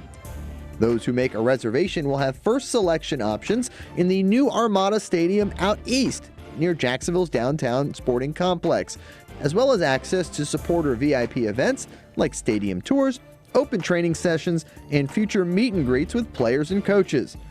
You can make your season ticket reservations at jacksonvillearmada.com/ticket. And while you're there, read the very latest on the Armada men's and women's teams in action this summer. Show your commitment to the fleet with an MLS Next Pro season ticket reservation at jacksonvillearmada.com/ticket. In Northeast Florida, we love hanging out on the back patio, maybe grilling out lunch or dinner with the family, enjoying the good weather, or maybe enjoying the big game on the TV. Or maybe your favorite team in town, the Action Sports Jacks team. This is great, except for when it's really hot or the bugs start coming out. But what if you didn't have to worry about that? Titan Outdoor Solutions will make your outdoor area a comfortable spot, any time of the day, any time of the year. This makes too much sense. Titan Outdoor Solutions can give your home an upgrade. Customized pergolas, awnings, controlled shade, even retractable screens. The solution to beating the heat and the bugs and getting more use out of your home is Titan Outdoor Solutions. And this can even help prevent storm damage at your home. Living in Florida and living in your home is already good. Now make it great. Quality products, custom work, locally owned and operated. Visit TitanShuttersAndScreens.com or call 904-484-7580. When I say it means something to me, gentlemen, it means something to me. High school football is back and it's bigger than ever. Welcome to the Friday Night Zone Blitz. It is bigger than a game. Watch the biggest games each week live as the action unfolds with instant reaction and analysis from our Hall of Famer, Kevin Sullivan. It starts with live look-ins at the top matchups, including our Jaguars Prep Whataburger Game of the Week, and that is just the beginning of 4 straight hours of coverage. From 8 to 10:30, the Friday Night Zone Blitz is streaming on our Action News Jax app and online. At 10:30, the Friday Night Blitz you know and love. A half hour of highlights from around the area. 11 o'clock, we shine the spotlight on the bands that pump up the crowd. 11:15, it's time to blitz through the highlights online and on air. Then 11:35, back to the stream to break down the night's results with a reaction from local coaches. 4 straight hours of high school football on the Friday Night Zone Blitz. Only on Action Sports Jacks 24/7. It's the place we party in football season with Jaguars All Access. Welcome to Spring Sports Brewery, everybody. Say hello to our guest tonight. That is Trevor Lawrence. You can bring your party or event to Spring Sports Brewery in Springfield any day and any time. Rehearsal dinners, corporate events, birthdays. Here at Strings, you can enjoy the inside area and the outside area. Good for any weather, good for any occasion. Watch the games, play the games, shoot some hoops. Beer? Yeah, they have that. Plenty of choices. And sure, this is a brewery, but Strings is also a restaurant, and the food is fantastic. A full menu made from scratch meals. And if you need String Sports Brewery to help with a party at your place, they cater too.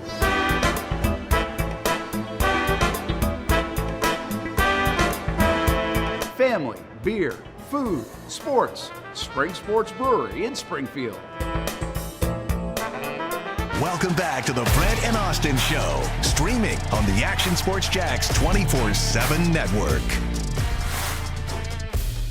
Hey, Donato's Pizza, place to go if you're looking for something to eat tonight, lunchtime this afternoon. Donatos.com, Jax Beach and Mandarin locations. And you get 20% off if you use the code Brent20. That'd be a smart thing to do. 20% off your order. Brent20 is the code. Jax Beach Mandarin locations for Donato's Pizza. Brent Martineau Austen Lane out in Vegas. Jason Hamby in the booth. Hamby's been a little quiet today. Hamby, how'd you feel about this whole thing? Sorry, haven't even included you that much. You've been pushing a lot of buttons, though, doing a heck of a job today. It's all right. It's all good. I thought that it was one of those things where it all came down to balance for me.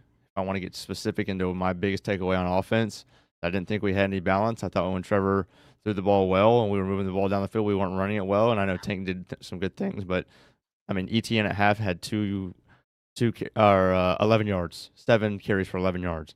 And then when we finally kind of got the running game going, then the passing game disappeared, and then the fourth quarter, everything disappeared.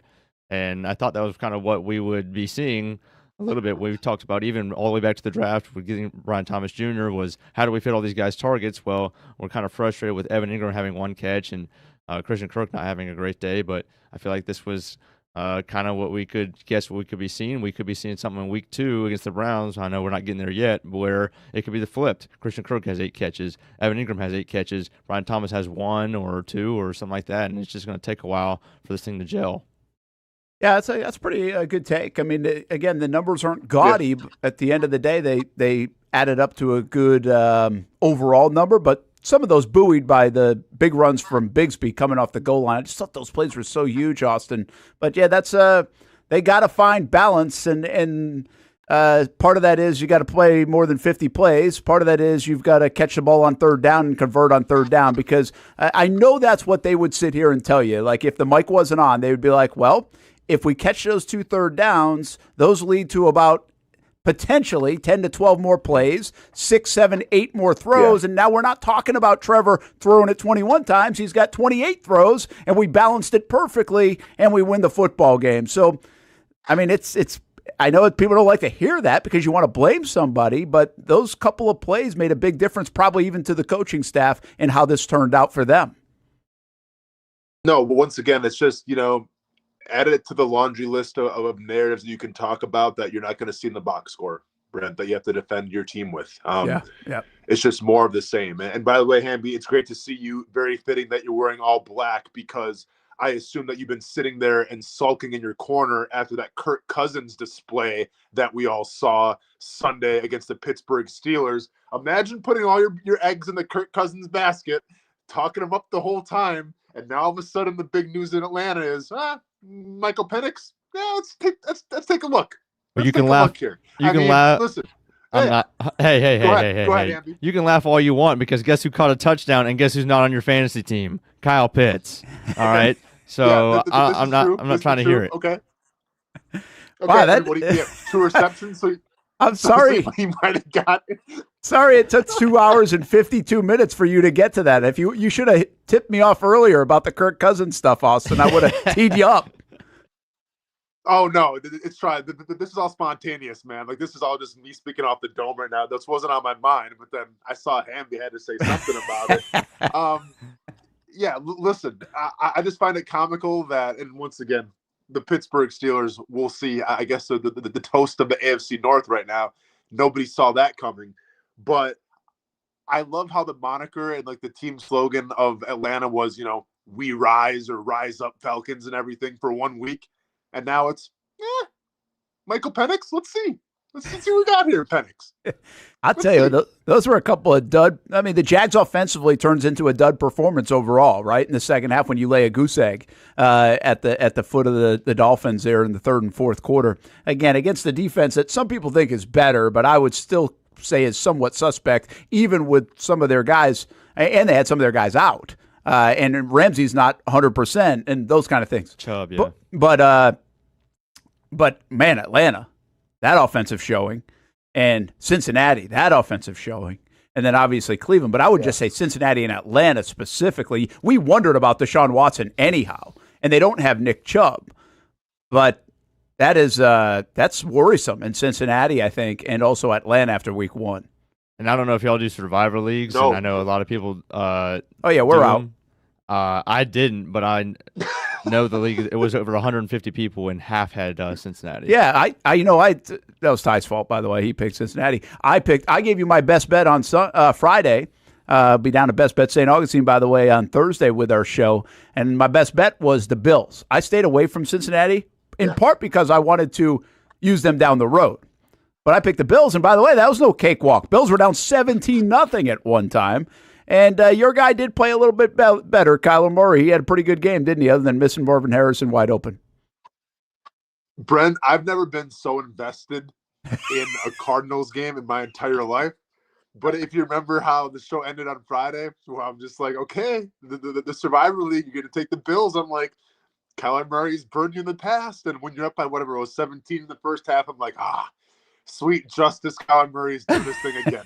Daniel Jones in shambles. We're talking about mental health, week 1, and Kyler Murray's doing his thing. But then obviously the Bills come back, and they do their thing as well. So, Brent, you just squeaked by, but you had to get a little nervous when you saw that box score of the Cardinals being up pretty good against the Bills. Hamby, give us the picks in 60 seconds. I got to get to this defensive line question for Austin. I want to do that before we end the show. Right. So we went 5-1 in our picks, didn't we? We went 5-1. I'm pulling them up right here. Oh, you actually have it on a graphic? Yeah, I mean, notepad, just like our T-shirts. Oh, okay.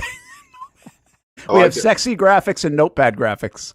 Check this out. This is the notepad one.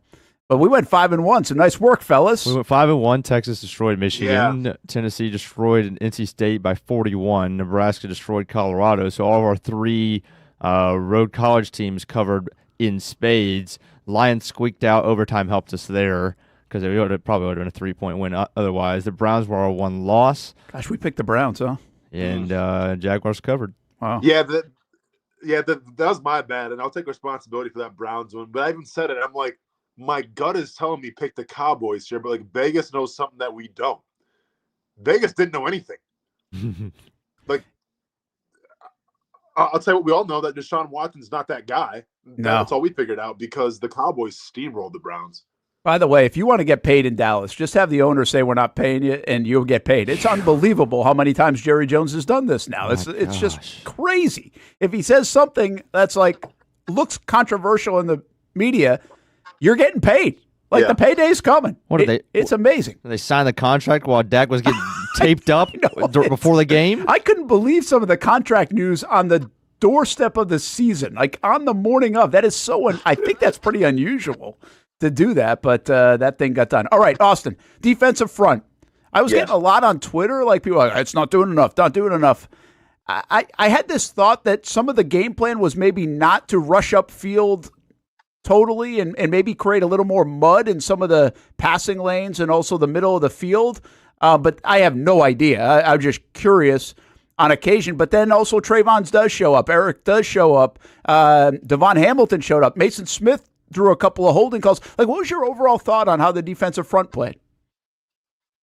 Yeah, I mean, I didn't think that there was a liability at all. You know, I mean, there's a couple nice quarterback sacks there. Trayvon Walker had a nice showcase. Eric Armstead got confidence.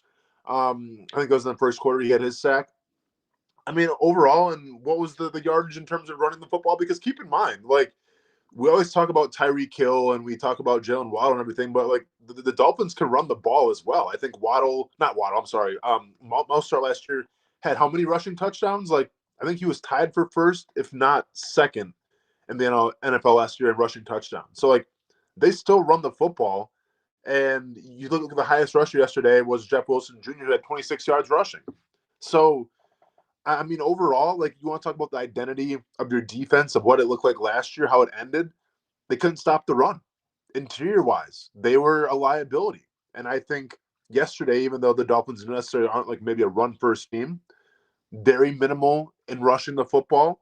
And I thought for the most part, the defensive line got home a little bit. So I get if you want to, nitpick here or there. I mean, still surrendered a lot of yards total to the Dolphins, and maybe could have got home a couple more times on Tua, but overall, I don't think they're the liability. No, I thought it was okay. The other thing, we'll have Antonio Johnson on Jags Report live tonight. I saw him getting a lot of smoke. I think he gave up the Waddle play, but outside of that, did he play I mean, did those guys, like Jarian Jones, nice play down the sideline on Tyreek Hill, one of his first reps in the NFL. Like, what do you think of some of the young guys that are mixing in and out in the secondary? And by the way, Darnell Savage, I thought was terrific yesterday. At least my eyes told me so. Yeah, I thought Savage really stood out, Brent. I thought he was everywhere. Kind of, like he alluded to a little bit, the jack of all trades, if you will. A lot of different spots, making himself known right away. Yeah, and I thought some of the young guys too, like the second-year guys, like once again, it's a very tough test for some of your first starts to play against Miami, especially with the new defense and everything. And overall, yeah, what was the yardage over the top a little bit? Maybe, close to 400. But the most important stat, like I mentioned, Brent, start the show off with, and it comes full circle. You surrendered 20 points to the Dolphins. All right. And any defense that does that, you can hang your hat on and say that you weren't the problem in terms of why you lost. So, all right.